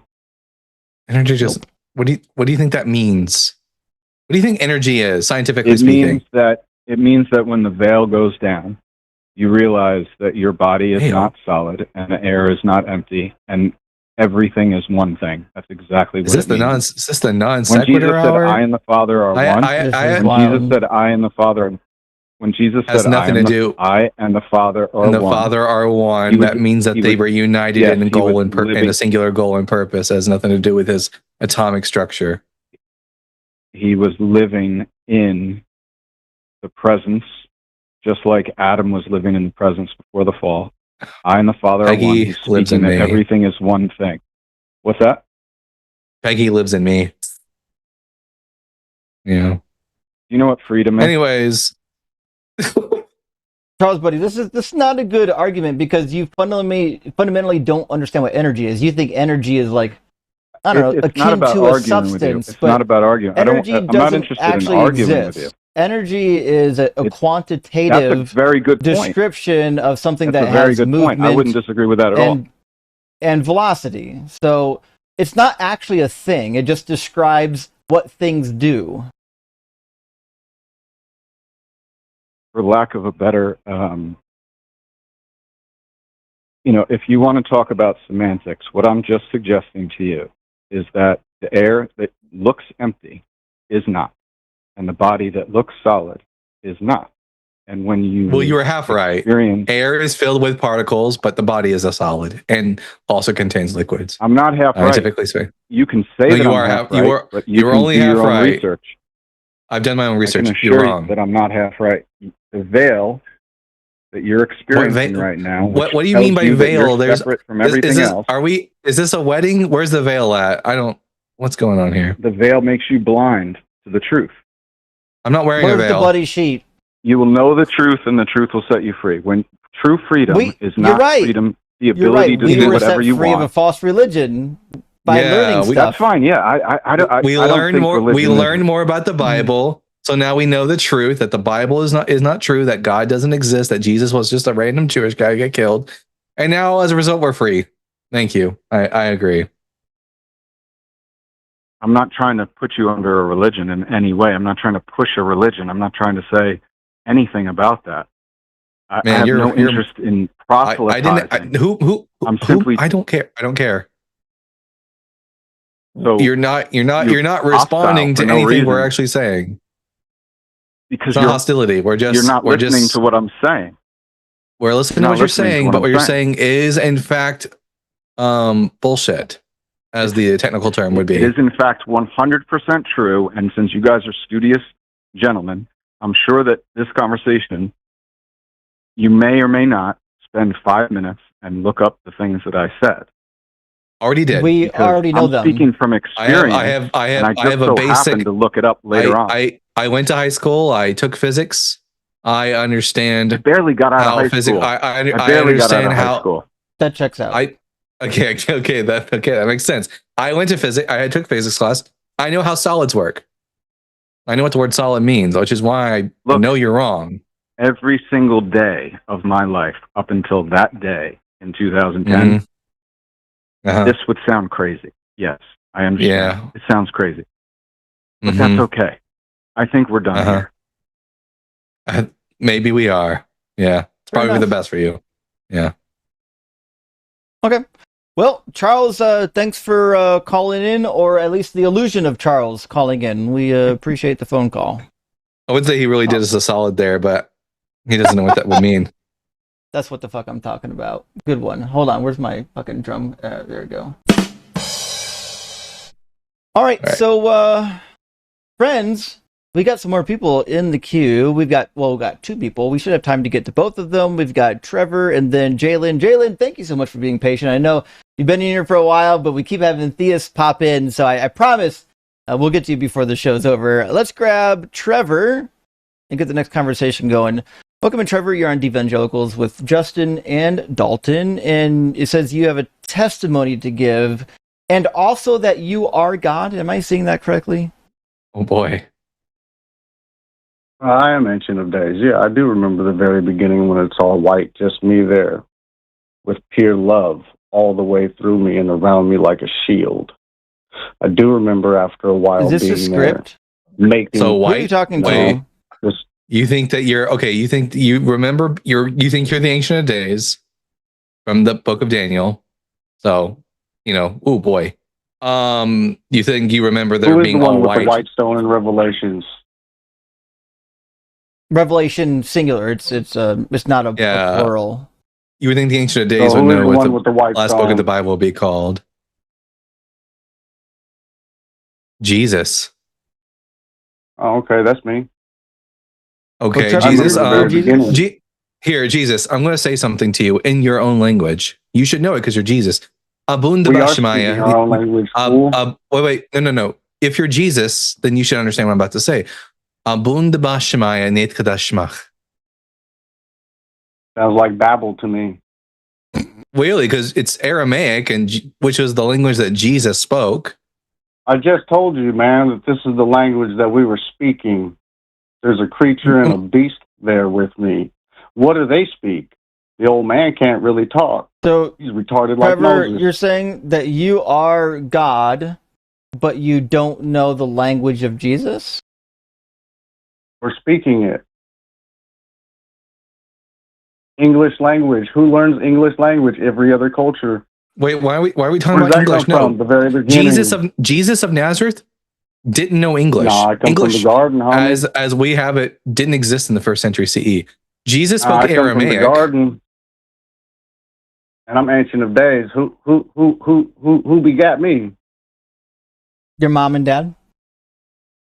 Who's that? What's I just the told you, name? just leave there. What are the two names on your birth certificate? My legal name is Dale. My middle name is Trevor. My last name is Hutchison.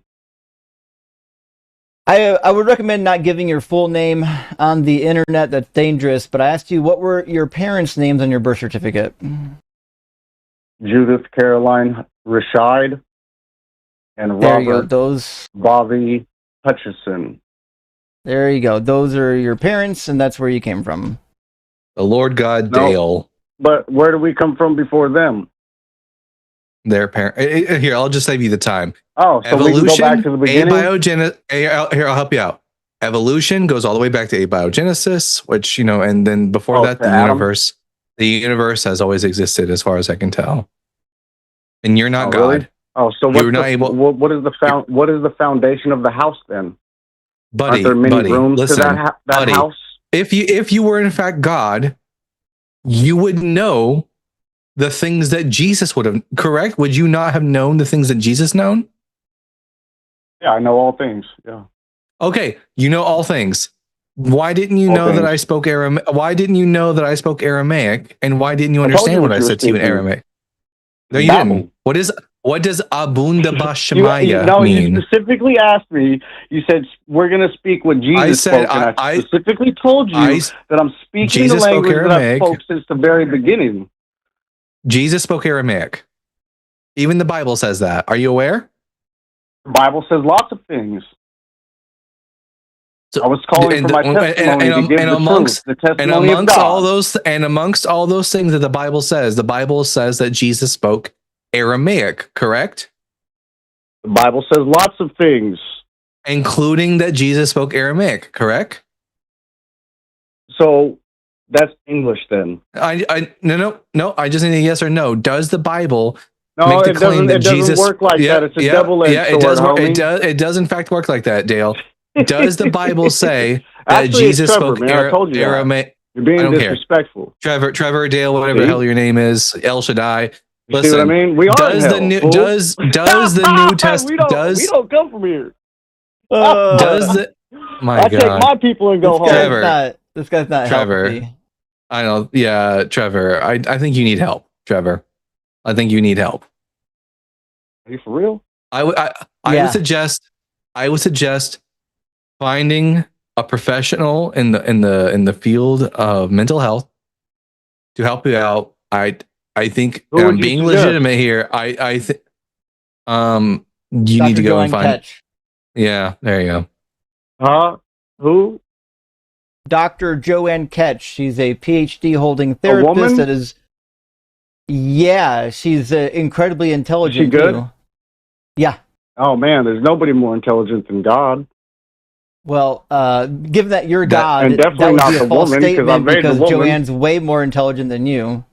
Yeah, I know more about the Bible than if no one's more intelligent. Right. If no one's more intelligent than God, and you're God, and I know more about the Bible than you do, then your statement's false. How? Prove it. Prove it. I already did. You don't even know what language Jesus spoke. All you're doing is insulting me. I called for my testimony, and then you started insulting me testing you. It's a test. Like, for example, if you made the claim that you know math, so did I pass and I asked you what two, would it be insulting if you made the claim that you know math and I asked you what 2 + 2 is? Would that be insulting, or would that be me testing your claim? That would be insulting because I didn't call for any of that. I called for my testimony. Now, can I? No, you've made it. Well, I don't. But here's the thing: you've made the claim already that you are God. We don't believe you. That's right. If you were God, you would be. You didn't even hear what I had to say. If you were God, you would be able to answer my questions, no problem. Yeah, you're going to get the hidden manna that everybody wants, the true story of God. No. God can't answer questions. Yeah, because if I ask you a question, you should be able. I know who his name's Richard. You guys look just like me. There's only 3 of us. There's God, Satan, and the devil. That's all that's in the book. and my wife. Your wife That's is why in the book? stories keep recycling and repeating themselves. That's why you can hear me in who's the your Old wife? Testament, the New Testament, and everything else. But they don't know when Who's your God's wife, coming God? back. Only God knows that, and He's going to share the white God, who's your stone wife? with you guys. But you guys are pissing Who's all your over wife? it. What's the Tell name them of about your your Weird to wife? me. Excuse my language. What's the name of your wife? Excuse my language. What's the name of your wife? Sorry. What's the name Well, of your my wife? wife is, her name is Jolene. I got 3 It's daughters. not Ashura. Yeah, what's her name in the Bible? Oh, my wife's name is Eve. Jesus fucking Christ. Eve is the wife of Adam, not Yahweh. Adam is God. No, because God made Adam. So Genesis are there 2:7 7 says spirits that before God God's throne and made. God has many No, names? listen, Trevor, You listen. guys don't. That's what I mean. You guys don't want to hear the testimony. When you hear, I'll do this. Genesis 2:7. You're muted now. No one can hear you. So Genesis 2:7 explicitly says that God made Adam from the dust of the earth. God isn't Adam. God curses Adam in Genesis chapter 3. Did God curse himself? You can respond now. I can respond now. Yeah. You respond to what I just said. Okay. So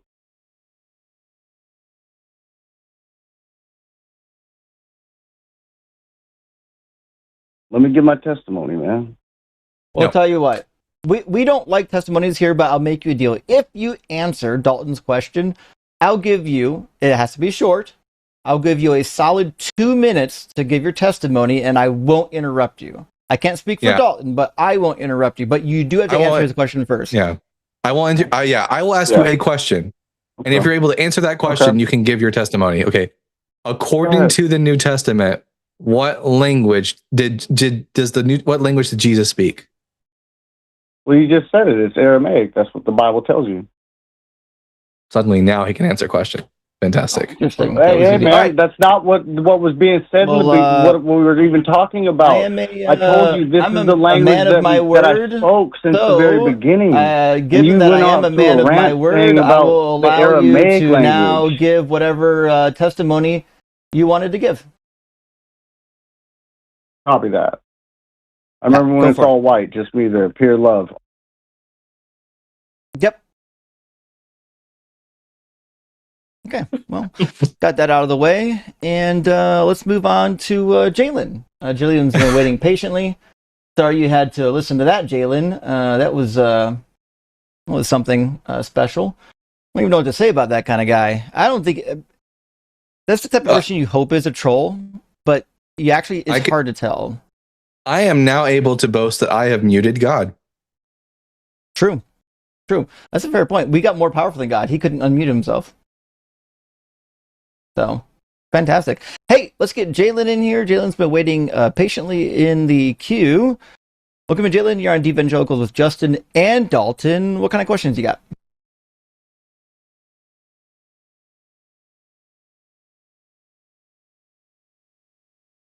Jalen? Did Jalen fall asleep on us? Maybe that's why Jalen waited all this time. Sorry, I was muted. Sorry. Welcome back. Hi. So I appreciate you guys having me on. I did have a question about how you guys run the argument of Jesus not having fulfilled any of the prophecies. Yep. So I am aware that you, one of the big things is that in the Old Testament, he was kind of like prophesied to have come by a virgin, and that it doesn't actually use the word virgin. And you said that it is actually referring to someone that will be born within that time period. And there's just like so many things that like I would love to know, but I don't know where to find the sources. So, until mine and Justin's books come out, a really good resource for this topic that I got into when I was younger. It's a 2-part series called "Let's Get Biblical" by Rabbi Tovia Singer. He's a counter missionary rabbi who made it his job to like counter the claims made by Christians that Jesus fulfilled messianic prophecy. A lot of it comes down to this. The the best way to like debunk these messianic prophecies. One is that sometimes these passages are going to be mistranslated. So looking into the original Hebrew helps a lot. And then a lot of the time, it's just a matter of reading the passages before and after the verse is given. Because once you read the context of the passages, it becomes immediately clear that a lot of this has nothing to do with Jesus. Okay. So what was the name of that rabbi again? Rabbi Tovia Singer, Tovia Singer. And his book is called Let's Get Biblical. He's also got a free audio series called Let's Get Biblical that you can listen to online. The only other resource I know of that is like on an academic level for this topic is Helping Jesus Fulfill Prophecy by Dr. Miller. Robert Miller. That's the only one I know of. There might be others, but I've not seen them. Okay. And so I know that some people will try and bring up the transfiguration as an argument for, I think it's Matthew 16. I have it in my notes. I'm sorry. About how Jesus fulfills the second coming that he failed to perform. Justin. Yes, sir. Yeah. So the reason why the transfiguration doesn't work, and to be honest, this is the more traditional approach to solving the problem. The reason why that couldn't hold true is because the basic reading of it would be absurd. So if you go to Matthew 16, and we'll go down to 27 and 28, the transfiguration is only 6 days later. Remember this, 6 days. So Jesus says, "Truly I tell you, there are some standing here who will not taste death before they see the Son of Man coming in his kingdom." Okay, so he's saying, some of you, if this is referring to the transfiguration, what he's actually saying to his disciples, some of you standing here will still be alive before the next 6 days. Did they think they were going to die? What a dumb, nonsensical statement. The other problem is when he was on the mountain, he didn't come from anywhere. Coming and going are different. He says he's coming, which is different than going up a mountain. When you come, you have to come from somewhere. Where is he coming from? Obviously, he's coming from heaven, because it says the Son of Man is to come with his angels in the glory of his Father. Then he will repay everybody for their deeds. Truly, I tell you, there are some standing here who will not take that before they see the Son of Man coming in his kingdom. Well, the Son of Man coming in his kingdom is Daniel chapter 7, verse 14. And this is when he's literally in the clouds with Yahweh and receives power and authority over all the kingdoms of the earth. This has nothing to do with glowing real bright and then having a 5-minute conversation with Elijah and Moses. If that's what he thinks happens in Daniel 7, then he didn't read Daniel 7. Also, some Christians attempt to separate verse 26 and 27 as if they're talking about two different things, but you'll notice that at the beginning of verse, I think it's 28 is the last verse of that chapter. Yeah. And depending on what translation you're reading, Jesus is saying, "Truly I say to you," or "Verily I say to you." The Greek there is amen, obviously a Greek rendering of a Hebrew word, and it basically is reifying what came prior to it. So basically, the very first word of verse 28 is going to be telling you that what Jesus is about to say is directly related to what he said in the previous verse. This is a very popular construction in the Gospels, by the way, where Jesus will say something or somebody else will say something, and then he comments specifically on that, reinforcing it with the next sentence by saying, "Amen, amen." And so there's no reason to think that this is disconnected. That's a good point, Dalton. Yes, sir. So that, along with when I had brought something along the lines of that up, the person had kind of made like a argument from authority type position where he brought up like this person who supposedly had studied it for a long time, and he said, why is it that your position should be taken more seriously than this? And would this be something that I could find in either Let's Get Biblical or that book by Robert Miller? I don't know that you'll be able to find it in Let's Get Biblical per se. But like, I would first and foremost point out to this individual that they are indeed making an argument from authority, which is a fallacy. and tell them, I don't care about the authority of the person. What is the argument that this person from authority makes? Listen to their arguments, present the counter arguments, and let the arguments themselves stand or fall, irrespective of a person's degree. There are plenty of people who have a doctor in their title who are going to be, because of the fact that they have a certain dogma that they believe in, they are going to allow their dogma to sway the data. And we should just let the data speak for themselves. Yes, sir. Yeah. I'm looking through. This is a scholarly yet evangelical. It's almost evangelical. It's a Catholic commentary. This is the Jerome Bible commentary. It's a really good commentary. And even in the commentary, he's saying this is either the second coming or the resurrection, but it is not the transfiguration. And you can find the same typically in like a good Protestant academic commentary. The funny thing about these issues is Christians all the time want to play the authority card. Well, this pastor I know, or this popular Christian teacher I know said this. And so the good news for you is that everything Dalton and I are saying is actually just backed up by scholars. It's really easy to find scholars who said exactly what we're saying. And in fact, this commentary is really interesting. Let's see. I haven't read this one in a while, but I'm pretty sure this says much of the same. What a tiny, tiny little note. Let's see. After the brief narrative setting, there are sayings on the disciples and the eschatological future.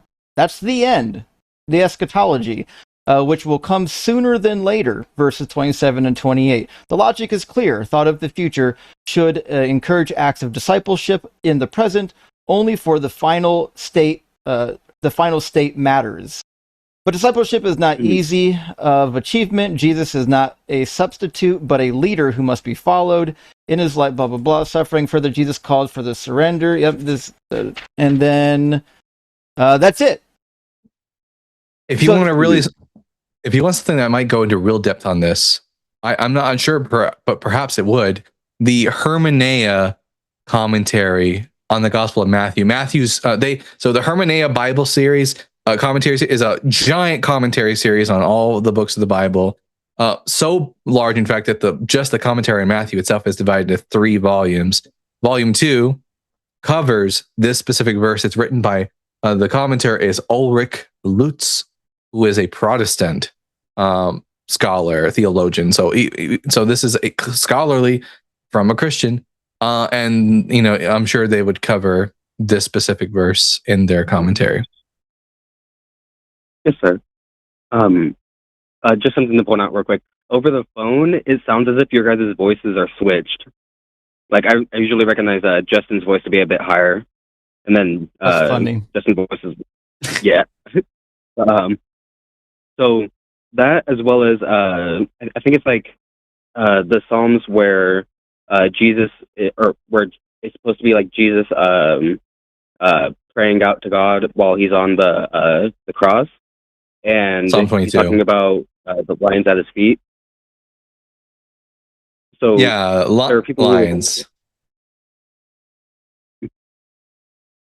So there are people who will say that this is a prophecy of Jesus, merely because obviously, like he was supposed to have been crucified. He said X, Y, and Z.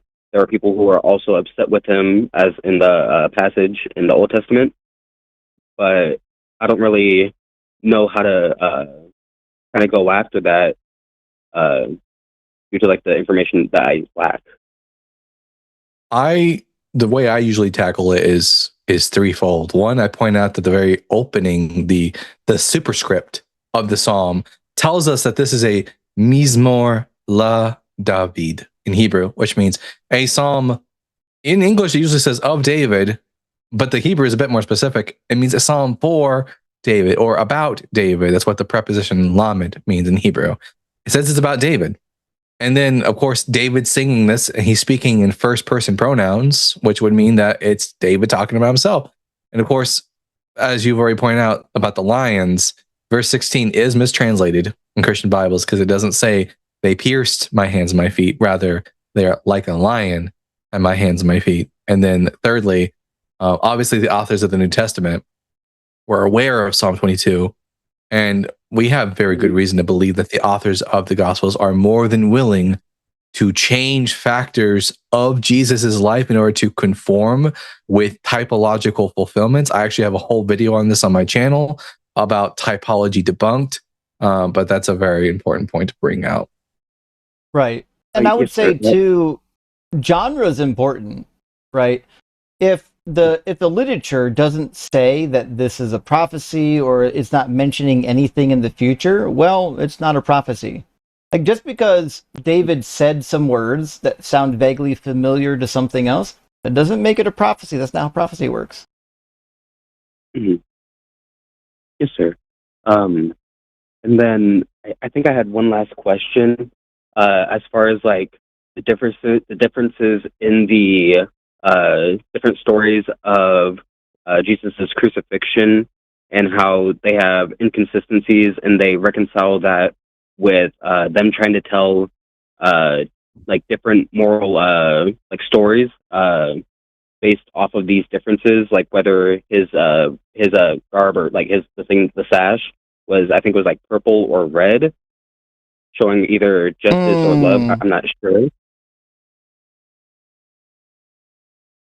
So I'm sorry, what's the specific question? Because the color purple and the color red in Greek is more fluid than people realize. It can actually be pretty difficult to figure out what color they're referring to.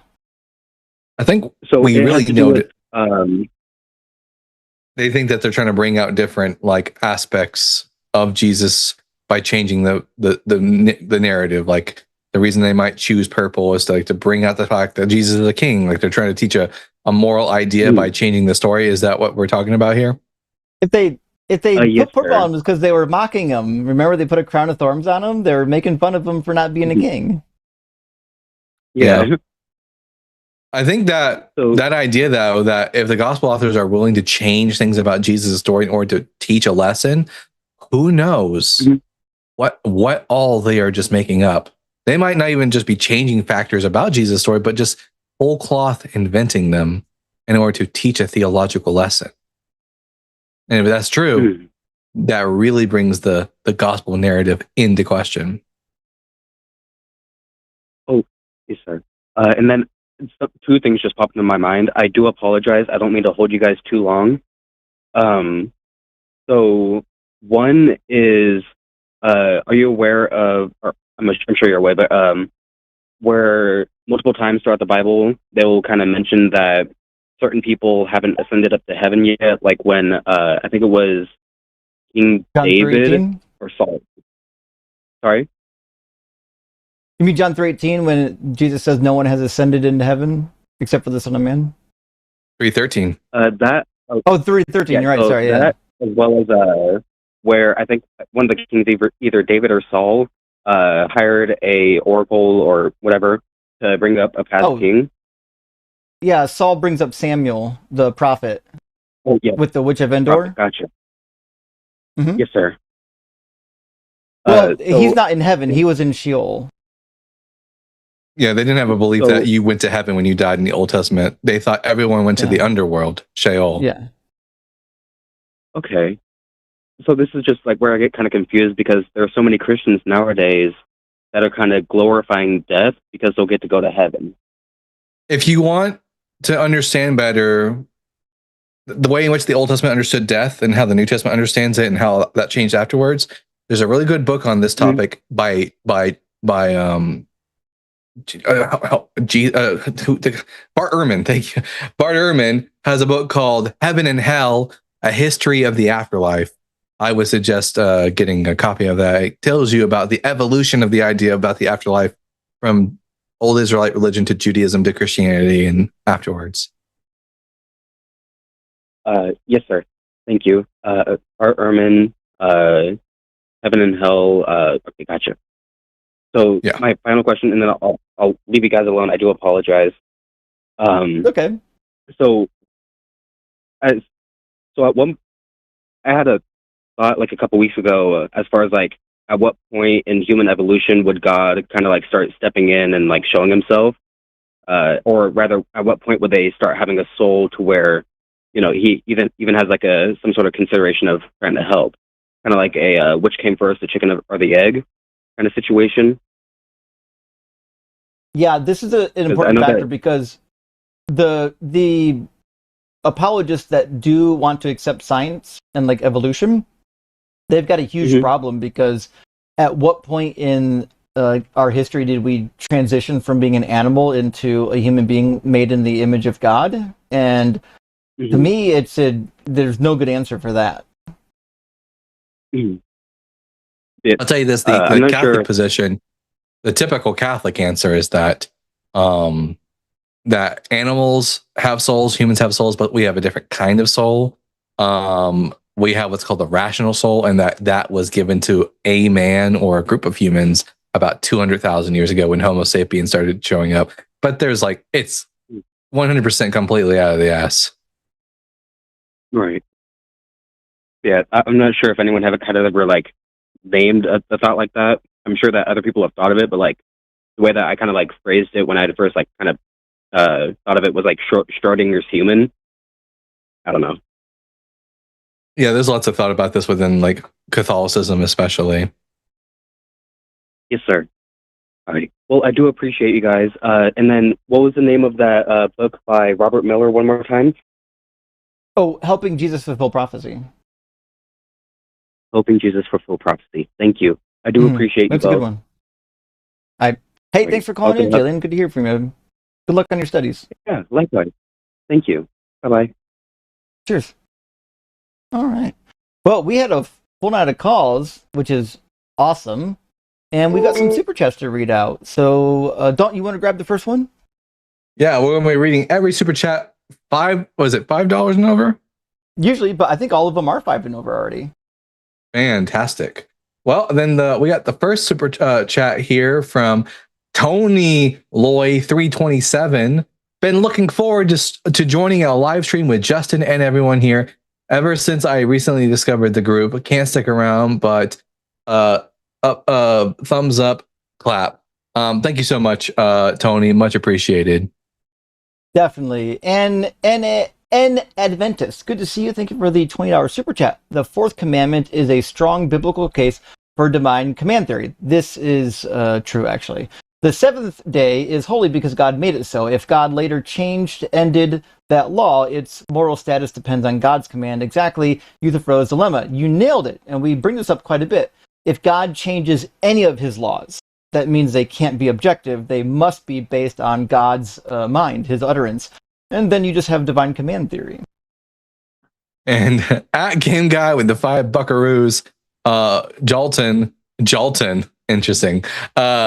The servant is a metaphor for Israel. John, you can't read it literally. LOL. What? Yeah, when we tell the thing about people like John is that they keep reiterating that we take the Bible too literally, and then we tell them, no, that's not our position. In fact, here's a metaphor, and then they accuse us of taking it literally again. I'll never understand it. Adam, my friend, thank you for the super chat. Just wondering if you are aware of T-Jump. Yeah, I know about T-Jump. And if you are, would you consider having him on? I mean, on my show or on this show? I don't control who gets on this show. On my show, I mean, I don't know. I've seen him debate. I wouldn't mind having him on. I don't know what he brings to the table that we don't already have, given that we have so many people in the space. But T-Jump's been around for a long time. He's a very experienced veteran at this particular junction in history, but I mean, I don't even know if he'd be interested in coming on. So I can't really answer your question, but I do know about him. Yeah. And at your parents had sex, thank you, with the 5 connect bucks. The Lord is my weapon. I see him shoot pawn. Woman is the devil. Your God is a fraud. Otep. I don't understand any of this. Do you, Justin? Not entirely. I'm sure this meant something to somebody, but woman isn't the devil. If you're having women trouble, you should look inwards and figure out what you're doing wrong. Misha, my friend, thank you for the super chat and good to see you. Love the faith healing call. Yeah, it was interesting actually. Love seeing someone using their brain to grapple with things instead of just being convinced by scammers. Doug, bless y'all for giving her the tools against these scams and keep deconstructing. Well, shit, thank you, Misha. That's really our goal from the beginning. And Dalton and I really want to help people think critically about this topic and, let's say, let the truth set them free. And at Nola Fidian Network with the $5, it's blunt. Are exterminators just rodent hitmen? You bet they are. That's wild. Bryce Aroni, my friend, great to see you here. Thank you for the super chat. The passage is about saved family members. I believe that's only referring to spouses and children, actually, in that chapter. The husband and the wife in 1 Corinthians 7, but the children would not be saved if Matthew 10:35-36 is true. True, Matthew is a different story, but in Paul's letter, like if you go to down to the end of that paragraph, it says that the children are made holy through the union. So yeah, Paul treated baptism like a sort of New Testament form of circumcision, and just like how circumcision made one a member of the covenant community in the Old Testament, Paul believed that baptism made one a member of the covenant community in the New Testament period. Yeah, so Paul says, for the unbelieving husband is made holy through his wife, and the unbelieving wife is made holy through the brother. Otherwise, your children would be unclean, but as it is, they are holy. So it seems like it's the same thing with the kids, you know? At Joshua Everett with the $5, my perception is that Charles is a bit snail. Less, not quite as quick as Sonic, we'll say. That might be the case. Hey, Game Master Flash, good to see you here tonight. We really need to get into ridiculing people who use AI to come to these conclusions. Oh, wait, haha, you don't actually know anything without AI. It's so funny. You have no idea how many times someone's told me, look it up on AI. And then just to rub it in their face, I will, and the AI will agree with me, because that's what AI does. It always agrees with its user because it's been conditioned to give a certain kind of answer. Yeah. The other problem is AI really does try to go soft on religions. It tries not to overturn the apple cart. So you have to pick the right model and give it like neutral question. Awesome. The Almighty. Interesting. Thank you for the super chat. Charles, this ain't my dad. This is a cell phone. I threw it on the ground. Amazing reference. Circa like 1999, 2000. Amazing reference. Is that how old that video is? It's old. Yeah, the original. Yeah. I it thought came out when I was in high school, I thought. Maybe Andy after. Samberg. Andy Samberg. Yeah. Wild. That's crazy. And then who we got here? Yeah, your parents had sex again with the 5 Connect books. Trevor. I was saying that's what Trevor's whole point was, I guess. No, it was 2009 when it came out. Yeah, I'm thinking of something something else. I was about to say it was no way 1999 because the cell phones they had and they were like bricks and yeah, that's true. Interesting. I'm curious what my mind thought it was now. Jacko, thanks for the super chat. LOL, my mom was listening. Thank you for pointing me in the right direction. We love y'all. Jalen. Well, Jalen, thank you so much for being here. There were good questions. And listen, I don't know if your mom is a Christian or not, but maybe she learned something. I don't know. Nevertheless, thanks for calling in, and thanks everyone for being here. We had a robust turnout tonight, and we had lots of phone calls. So hopefully we'll be able to get some clips out of this, and maybe some people will learn some things, namely that Jesus didn't fulfill Isaiah 53 at least. Dalton, my friend, thank you so much for joining me. I always have a good time with you, and I think we'll be able to do it more often now that the show is on every single Saturday. Yes, I was so excited when I found out I was going to be teaming up with you today because, damn, we just absolutely fucking crush it every time we're together. Which is such synergy. Yeah, absolutely. We agree on pretty much everything, so it makes it a little bit easier. But I think what helps a lot is that I always know where you're going with it, and vice versa. it brings me back to I don't remember if you this is a really funny story, everybody. This is a true story. One time, This is a great one. Justin was like, I got a book to show you. I was like, okay, if you're gonna show me a book, I'm gonna show you a book. And the book we both is the same exact book we both grabbed off our shelves, the Jewish annotated New Testament. It was so funny. Yeah, sometimes you're just on the same page. Listen, friends, thanks so much for being here. Remember, there are shows all day tomorrow, so we'll be around. Make sure to support the channel. Make sure to watch all the other shows and like and share the videos. And remember, the more you like and share the videos, the more reach it gets. YouTube looks at the likes and shares and says, oh, new people need to see this content. So the more you do that, the more believers will see the content. So we really appreciate y'all. Have a great night, and we'll see you again next week.